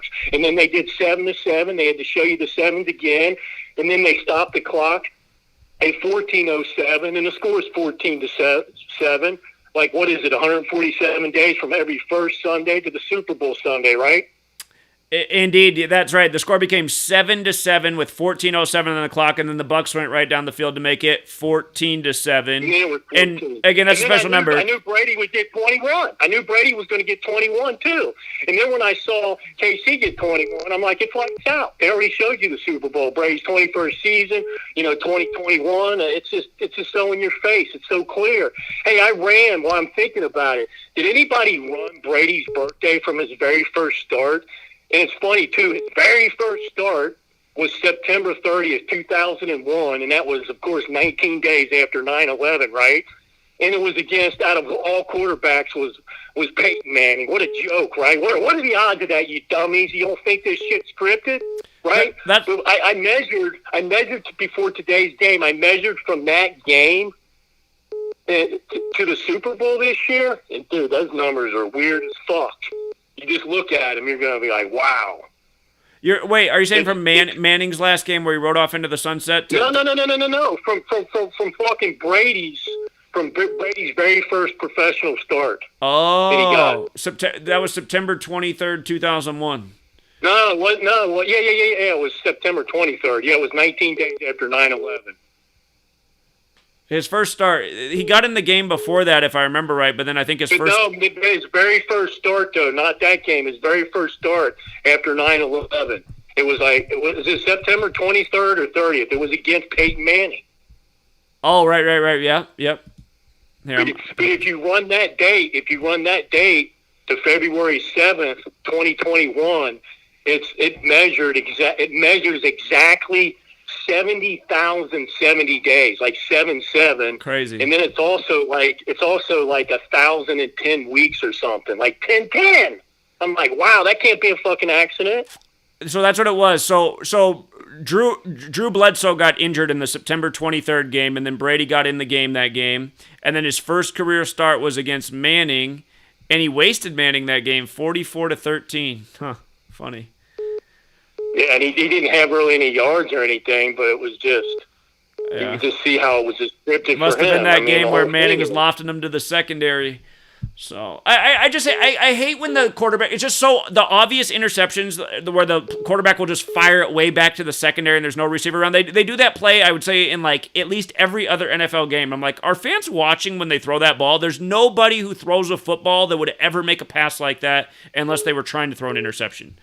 Brady did one of those today. Rodgers doing it today, and Brady did one today. Henny did one last week in the end of the Chiefs-Browns game. It's a joke, man. Yeah, like that one Rodgers threw where the guy goes, just comes right in front of him. I'm like, this is so stupid, man. How do guys not see that? Because it's so rigged. It is, man. Brady threw 3 interceptions to number 23 today, and Brady equals 23. That was funny as well. The mind control, man, that mind control is a real thing, and it is what keeps these people just asleep and just keeps us kind of in a helpless state because, we're like fighting against it, but at the same time, I know I wouldn't be able to make money off of it like this if these people weren't under that, man. It's truly stepped up. Truly. But hey, man, thanks again, brother. Yeah. All right, man. Appreciate it. All right. You take care. See you, man. Bye-bye. Caller. Hey, what's going on, Zach? Hey, what's up? Yeah, I just wanted to kind of add on to the UFC Decode, along with the Jessica Eye fight and the Dustin Poirier win. The co-main event with Dan Hooker and Michael Chandler. I also saw that Michael Chandler was about to easily get that dub. I saw that Michael Chandler equals 82, UFC debut equals 82. He was fighting against Dan Hooker. Dan's full name, Daniel Preston Hooker, equals 100, just like Michael Chandler can start off his UFC career 1-0-0. I also saw that it was 275 days away from Michael Chandler's birthday, which is looks kind of similar to 257. So that was enough for me to say that Michael Chandler looked good to go. Yeah, I don't know. Anyone who's saying this shit is not scripted, it just looks crazy. I don't know. Dan Hooker was out there. This guy is literally 6 foot. Michael Chandler is 5'8", and he's out there just looking like it's a complete joke. Like, I don't know if you saw the fight or if anyone watched the fight. Like, he didn't even look like he wanted to fight for the first minute. Like, it just looks so stupid, just the way that they're out there. But another question I had was, what are those? Who are those other people that you promoted? Their Patreons that you said do like the daily decodes? Yeah, Victor, Martin, and Rod are all doing the daily decodes right now. I kind of passed the torch up to them because I've been working on other things like writing books and stuff. But you can find Victor has a YouTube channel that he's working on right now. His channel is Mr. Futures, but he doesn't have any space in it. It's just Mr. Period Futures. And Mr. Period Futures. Yeah, and his picture is like a dude with sunglasses holding money. And he does really good work. He's been following me for years, and he's great with his research. And if you're signed up on my Patreon page, if you just scroll back to New Year's Day, I posted the link to his Patreon, Rod's Patreon, and Martin's Patreon page. But they're all doing it daily right now, and they all do good work. You said on New Year's you posted their links?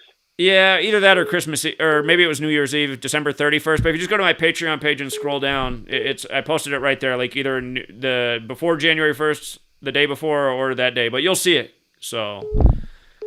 Okay, I'll try to find it. Yeah. All right. Well, I just had that to add. What do you think about that decode? What you were just saying about the fight? Yeah, about the Michael Chandler Dan Hooker fight. Well, it sounds like you had it right on. So. Yeah, man. Sounds like you know what you're doing. Yeah. All right, boss. You take it easy. All right. Take care. Appreciate your work. All right. See you, man. Peace. Yeah. So, again, you guys, Gematria is knowledge and it's a tool. It doesn't mean if you give the knowledge to somebody, they're going to do the same thing with it. You know, some people are total idiots with this knowledge, but some people are awesome. That's why the 3 people I recommend, I know they do good work. What's up, caller? What's going on, man? What's up? Man, I've been gambling for probably about 10, 11 years now, and I've always known that sports are rigged, but I think you definitely took it to the next level. I've been following your work for right before the Panthers Super Bowl in 2015, and that's when it really, started to lock. Well, even before that, with Peyton Manning losing to Seattle and the Colin Kaepernick Super Bowl as well. But I really didn't understand this stuff until I started to see how you broke it down to a science with the code and with the numbers. But even what really fucked me up was when Kobe passed away at 41. Did you know that the Lakers actually went into All-Star break with exactly 41 wins this season? I know the Miami Heat were on 41 wins when they did the coronavirus break, too, and that's who they ended up facing. But, yeah, I saw that with the 41s. And don't forget what they did. Don't forget how Kobe Bryant equals 157. He died on his 157th day of his age. They dedicated the All-Star game to him. It was the first team to score 157 points. It's like, come on, people. Where did they pick a number like 157 from? Come on, man. Not only that, the only thing that threw me off in the finals, because obviously I knew that the Lakers were going to win the championship, but it threw me off in the finals when they won every series 4-1, but they ended up winning. They got their 41st win all time against Miami when they won the finals. So that's why they had the 41 all keyed up no matter what. But then when we figured out it was Father-Daughter Day in Game 6, we're like, oh, shit, that's got to be what they're doing the year that Kobe dies with his daughter. Yeah, so they ended up being 4-2 in the Black finals Mamba jerseys. That's what threw me off. In the finals. So and remember that Father-Daughter Day was exactly 41 weeks after LeBron's birthday, too. King 41, LA 41, Kobe Bryant 41. So, and it just goes to show, supposedly the only reason they're playing at that time is because of coronavirus, which is all bullshit, but really because they did that, it set up the perfect ritual for them to play on Father-Daughter Day. And who even knew that there was such a thing as Father-Daughter Day before last year? So yeah, it's just crazy, man. But that definitely, I mean, I've been up the game ever since the fucking Panthers Super Bowl, and I used to be a big time Panthers fan, but that's what really put me on. But I've always sports betted, but once I got on to the Panthers Super Bowl, and then you predicted Golden State with LeBron winning on the real King James birthday, and it was 3-1, and everybody thinks it's because Draymond got suspended, but they forgot he came back 2 games after that, and they still fucking got blown out. So, right.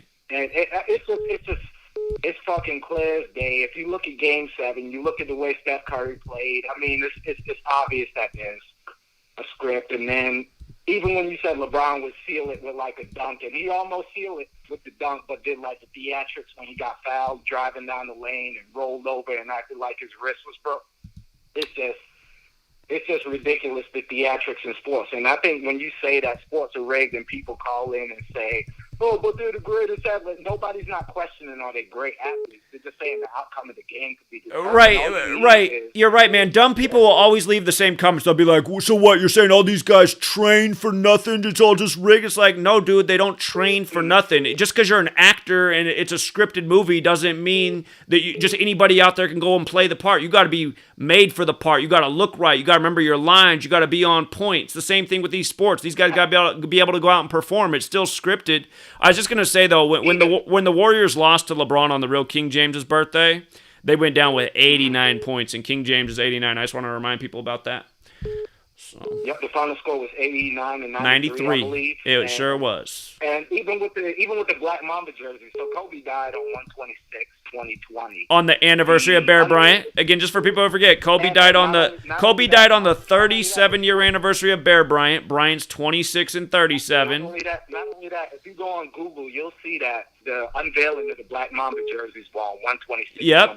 Yeah, no, that's a fact. I know you're right about that, man. That's how messed up this shit is. It was the 2-year anniversary of and the reason they did the 2-year anniversary is because when you read out 2, it's 58, just like Los Angeles Lakers is 58, just like Kobe Bryant's 58, just like the real King James died at age 58, just like Biblical's 58. That cartoon of Kobe crashing in that Chamberlain Heights that came out November 16th, like 16/11, like the King James Bible came out in 1611. All this, and again, Philadelphia gets its name from the Bible, Kobe's hometown, and it was all synced up with Will Smith. And when the Lakers won their 17th championship this year, it was 17 days after Will Smith's birthday. They got this shit so mapped out, it's crazy. I think people just misconstrue it. Well, a lot of people are dumb, but I think people just misconstrue it when you say that the game is rigged. In baseball, all you need is the pitcher and the umpire. In football, all you need is the quarterback, the coach, and the ref. In basketball, all you need is the star player. They dictate the game. So people are not saying that these are not the world's greatest athletes. Now, some of them are, but some people are not saying that these are not super talented people. You're just simply stating the outcome of the game could be predetermined, just like wrestling. Nobody is going to run up to the Undertaker and fucking punch him in his face because... We're not saying it could be. We're not saying it could be predetermined. We're saying it is predetermined, no doubt about it. Yeah, it is. 0% chance it's not predetermined. There's no doubt in my mind. You could I heard the bettor say that you could look at some of these players' faces before they even fucking run out onto the field, onto the court, especially in a big game, and you know what's going to happen. You know what's going to happen because you can see it in their body language. Yeah. And they always set up the betting trap. Whoever struggles in the championship game, like the conference championship game, normally wins the Super Bowl.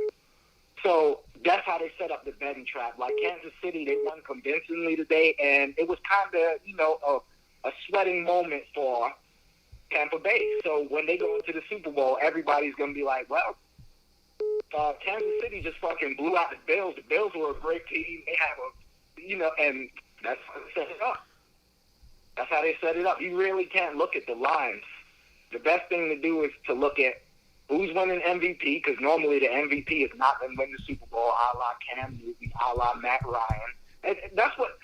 How do people not see that either? I mean, fucking, it's 28-3 at halftime in the Super Bowl with Atlanta, and all of a sudden they come out in the second half. I think that the most critical play in the second half is Matt Ryan got sacked and it was 3rd and 33. I'm like, how do you not see that? How do you not see this to the point where he knocked him out of field goal range and they just slowly let Tom Brady come back? Now, nobody's saying Tom Brady's not a good quarterback, but it's almost like this is the same fucking line that Jameis Winston had last year with Tampa Bay, and he threw 30 picks. Tom Brady didn't even get touched today.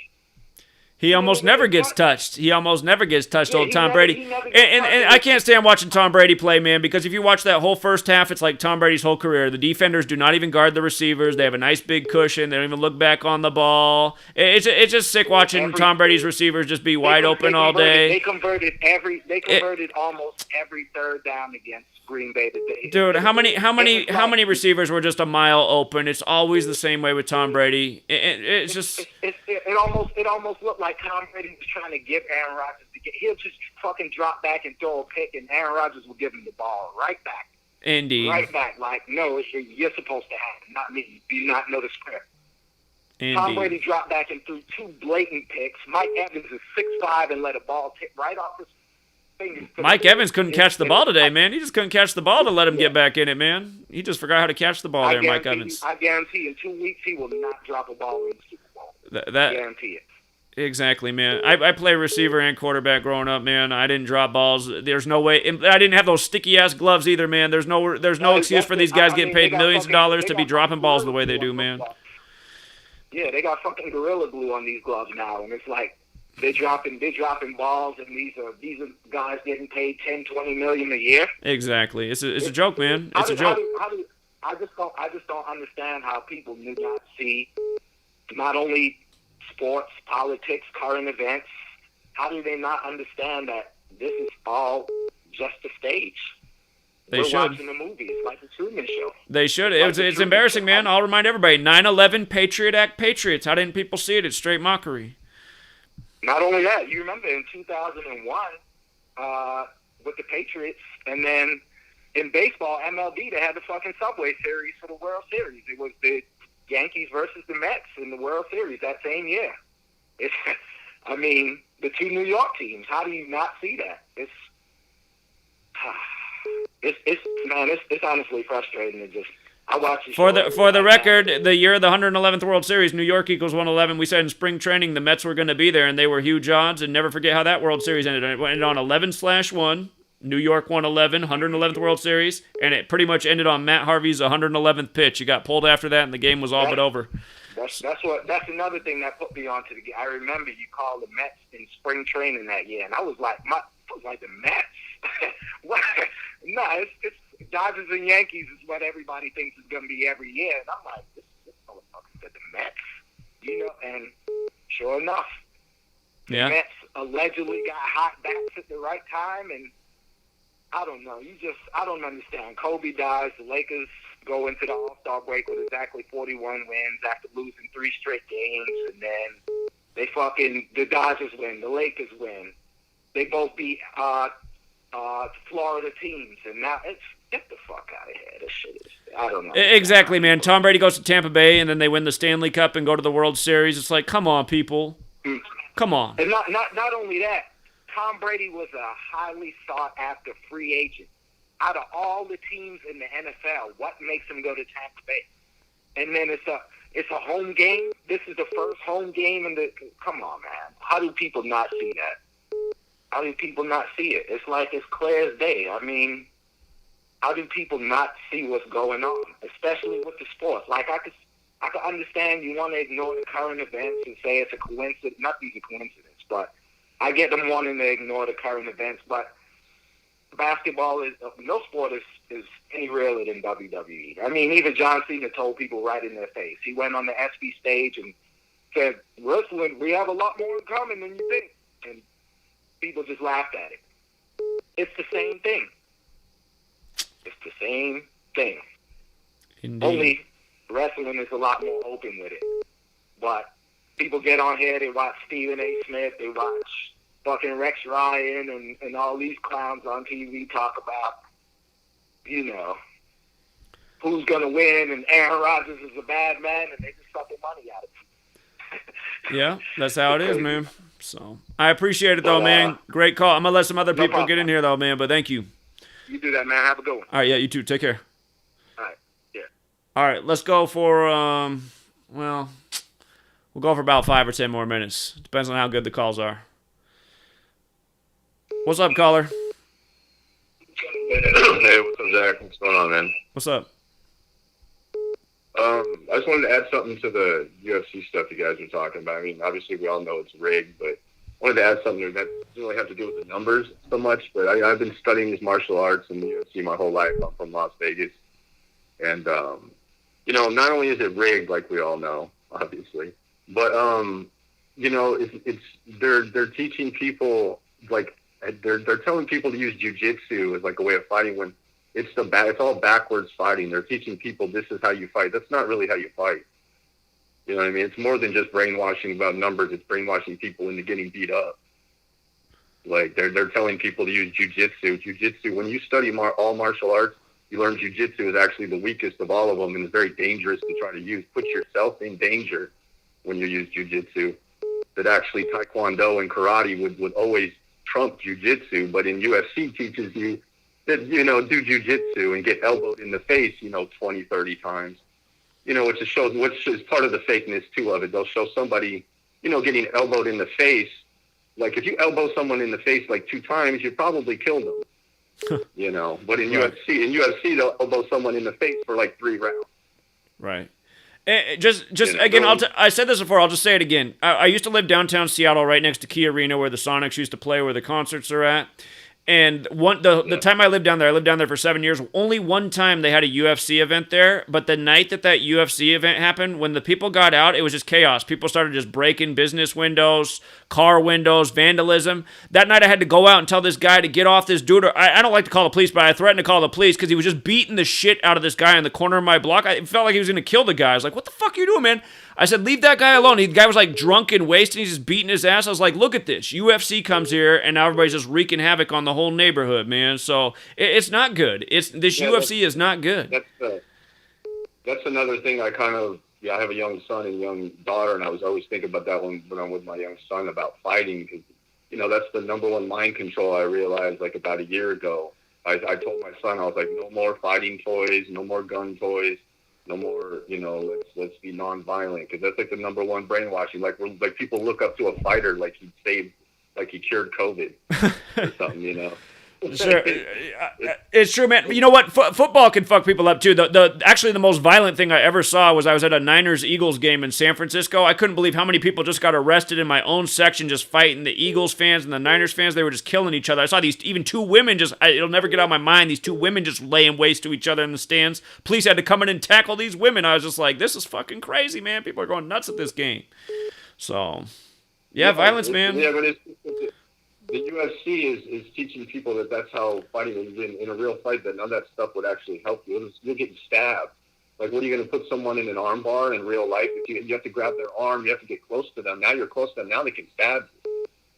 Yeah, I hear you, man. I hear you. And I mean, really, martial arts is supposed to be about self-defense, and here they're using all the martial arts as like an offensive, as a sports competition. Martial arts are also supposed to be about like staying away from people. Like karate, you stay away from somebody, but they don't use karate in UFC. They teach you, just get on the ground and that, because that wins every time. It's like, no, it doesn't.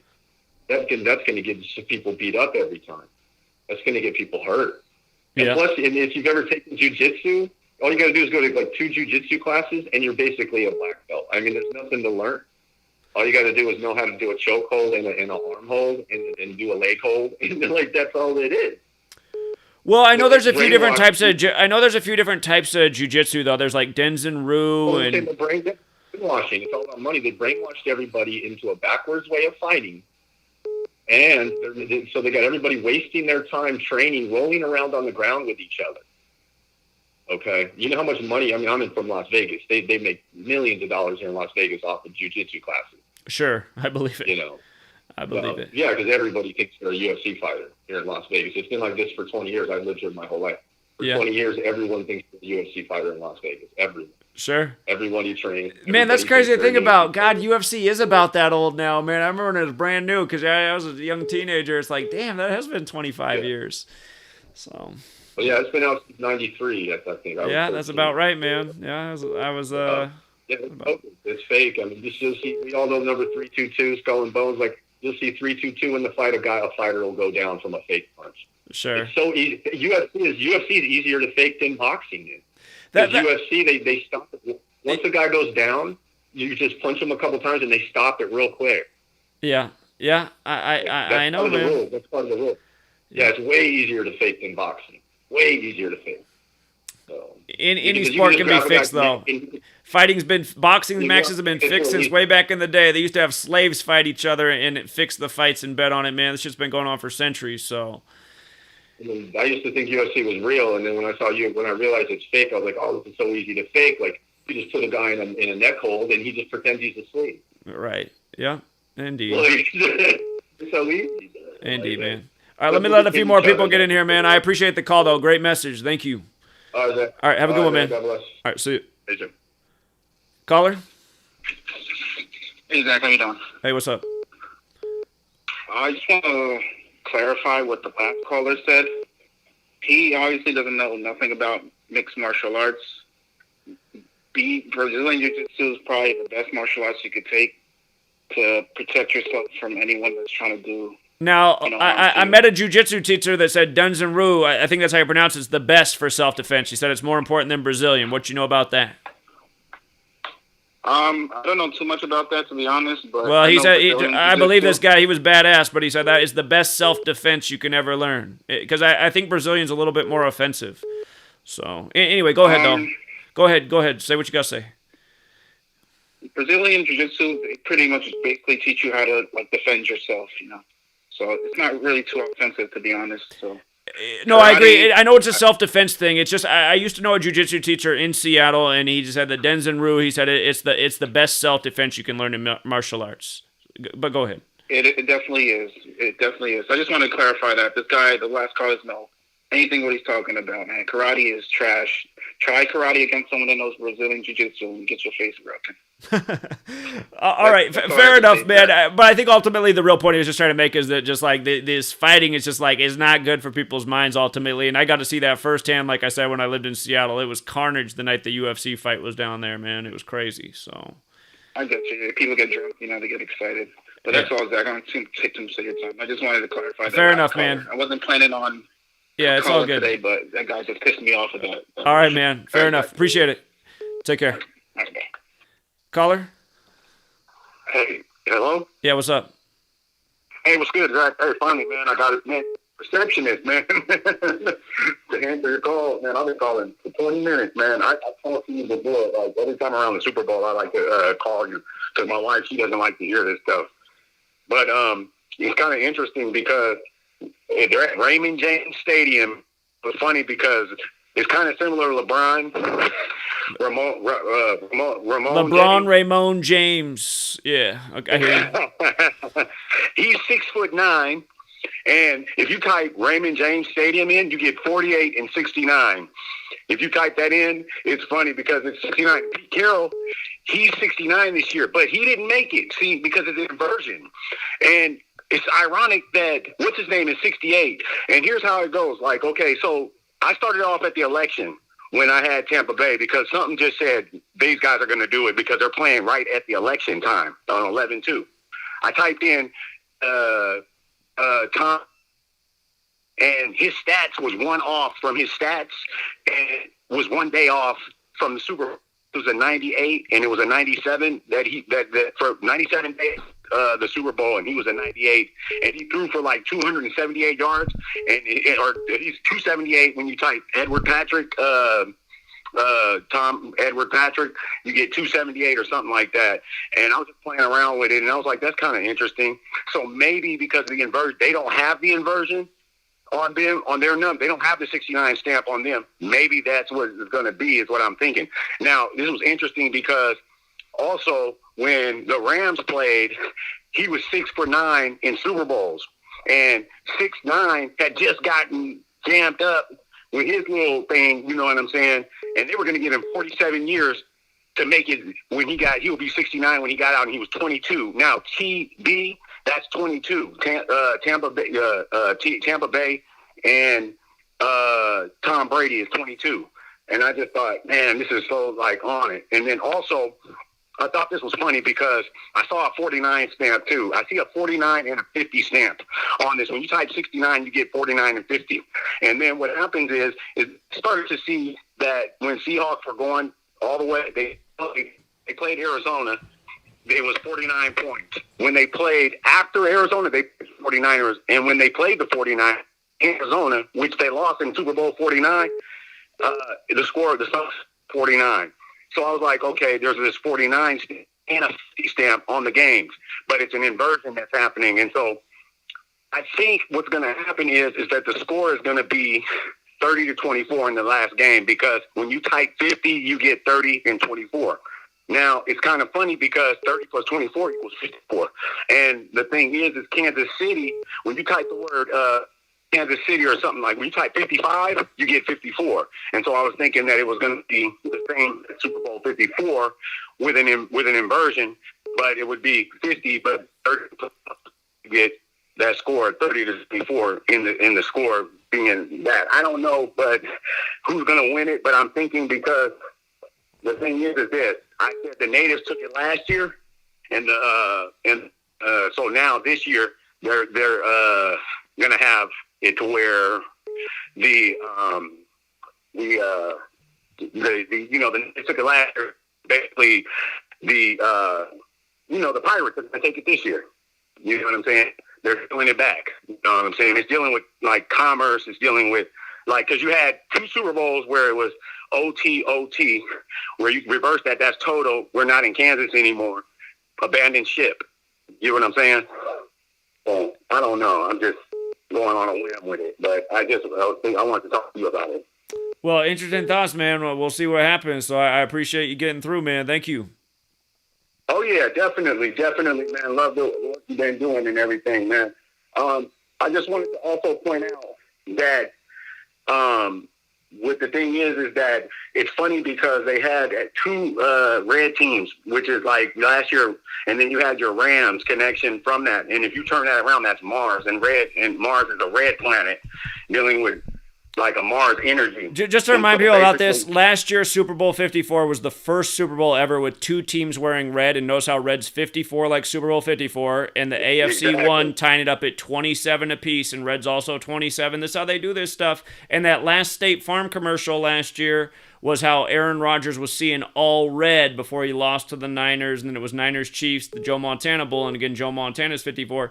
This year they did a commercial with Jake from State Farm, how he sees the future, and how on 2-7 it has to be number 12 versus number 15, and he thinks it's going to be Mahomes and Rodgers. But like I told my people, I said, well, that could also be Brady versus Mahomes, because Brady's also 12, and I think that's the better matchup there, 12-15. And that name Jake from State Farm, where he's doing the math for 27, look how Jake's 27 in both the ciphers right there. All right, what's up? You know what's so interesting is that half of 54 is 27. So, like, you got Super Bowl 55 where you can have a twin game going on. Because, see, Tampa Bay, okay, so it's been a championship connection, right?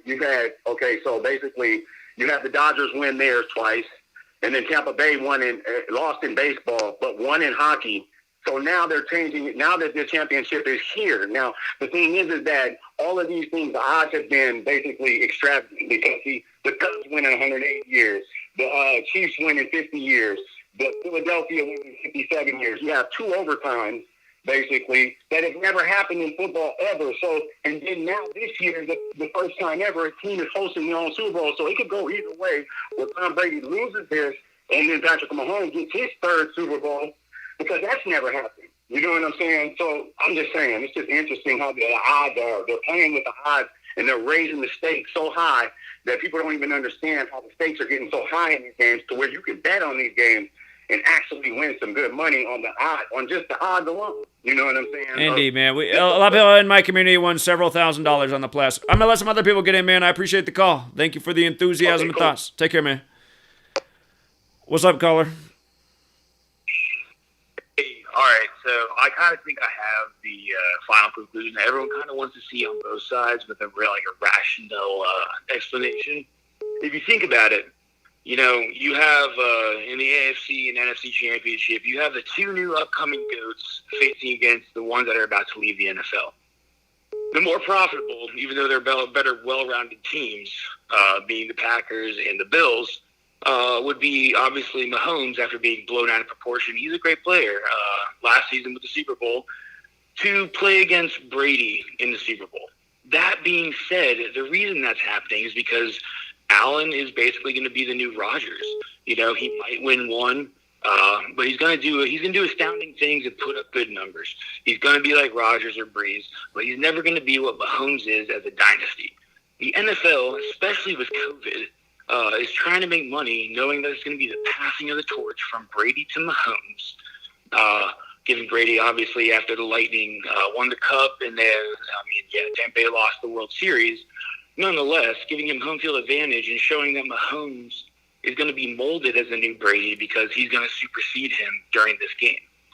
The only way for this had to have happened had to be organized, and I say that because I'm a Dolphins fan.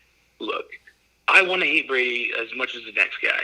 However, there's no possible explanation that he would have gone to the NFC, brought Gronk out of retirement, basically coach, whatever the coach's name of the Bucs, I can't think of it Arians. right now. Arians. Yeah. So he was quoted 2 or 3 weeks ago saying that Brady steps in as a coach, or basically runs the team. That's just proof right there, proof in the pudding that Brady gets what he wants. It's not like that. It's not like Brady gets what he wants. He's the chosen puppet. No, he doesn't get everything what he wants. But no, he doesn't get anything he wants. He's the chosen puppet. It's not him who runs the league or makes the decisions. Right. He's the actor that you were talking about earlier in the comparison. I agreed with that, absolutely. So what it comes down to, though, is, the NFL's a business. As with anything else, NHL, whatever it may be. They need to make money because they're paying their athletes, they're doing X, Y, and Z. And obviously Brady is the hometown hero, the American hero. He's married to Giselle, who even makes more than He's him. the Great White Hope. He's probably one of the most... He's the Great White Hope, man. He's the most recognized... Yes, absolutely. So the only way, knowing he's on his way out and Mahomes is proving himself already on his way in, is to have this Super Bowl occur for the NFL to be able to make up for all the the deficits that they lost from COVID, with attendance. The average from last year, the average time slot for a commercial in the Super Bowl was $5.5 million. This year is going to be ridiculous because this year is going to have more viewership. I would say, don't quote me on it, but probably more than any sports event ever. At least it's televised. So I really think, because of that, the advertisements are going to be through the roof. Whatever the first advertisement, it's always a beer commercial, are probably going to pay 30 upwards million. So I say, from advertisements alone, the NFL makes back all the lost profits that they could have had from attendance itself. You know what I'm saying? Yeah, that might very well be true. That might very well be true. And again, the thing is, you guys, the people who run the world, which are the people who control these rigged sports leagues, money's not a thing to them. Money's something they use to control us. So, again, I wouldn't even worry about all that. And most of the stuff that they report for the advertisement costs, it's all just part of their numerical rituals and bullshit, man. I mean, these people print money. The only reason our money has any value is because we have faith in it. In God we trust. God equals the same thing as money and dollar and bank. No, and again, it's just, I agree with so that. I appreciate it, man. I'm gonna let some other people get in here though. Yeah, no, but yeah, right. great thoughts. Thank you very much for hearing me out. Yeah, of course, man. Great thoughts. Thank you. Caller, you got to mute the video. You're on. What's up? Yes, sir. Yes, sir. First and foremost, I want to say thank you for the real words, the real numbers, and everything you do day in and day out. You're welcome. Also, Thank you. You got me feeling like Biff in Back to the Future with the sports almanac out here. That's how I've been feeling for about 7 years ever since I figured this out. It's like, this is the closest you can come to Biff in Back to the Future right here with this knowledge. And I'm sure there's some Gematria numbers in with that movie, too. So when the check's clear, I'm going to fly a nice Gematria News effect through the sky in New York. Appreciate that. Appreciate that. Y'all appreciate everything. Thank you very much. Enjoy your night. All right, man. You take care. Take care. See you, man. All right. And I'm going to leave it right there, you guys. Sorry if you didn't get in, but it's a nice long stream, and we already did 2 of them today. And I got to go say hello to Sweet Lady, spend some time with her. And again, if you want to join us on Patreon, again, I'm just going to warn you on Patreon. If you sign up for Patreon, I want you to understand how it works. If you signed up today, it would bill you today, and then it will always bill you on the 1st. So realize it would charge you today, and then it would charge you on the 1st. That's just the way it's set up. If you want to wait to sign up till the 1st, because we'll do the live stream before the Super Bowl. So if you want to be in our Super Bowl discussion, we'll probably do one before the 1st. But I'm just saying, I don't want somebody to sign up and pay and then get billed today and they get billed on the 1st and be annoyed about that. If you just sign up on the 1st, it always bills you on the 1st once you're signed up. So just a heads up on that.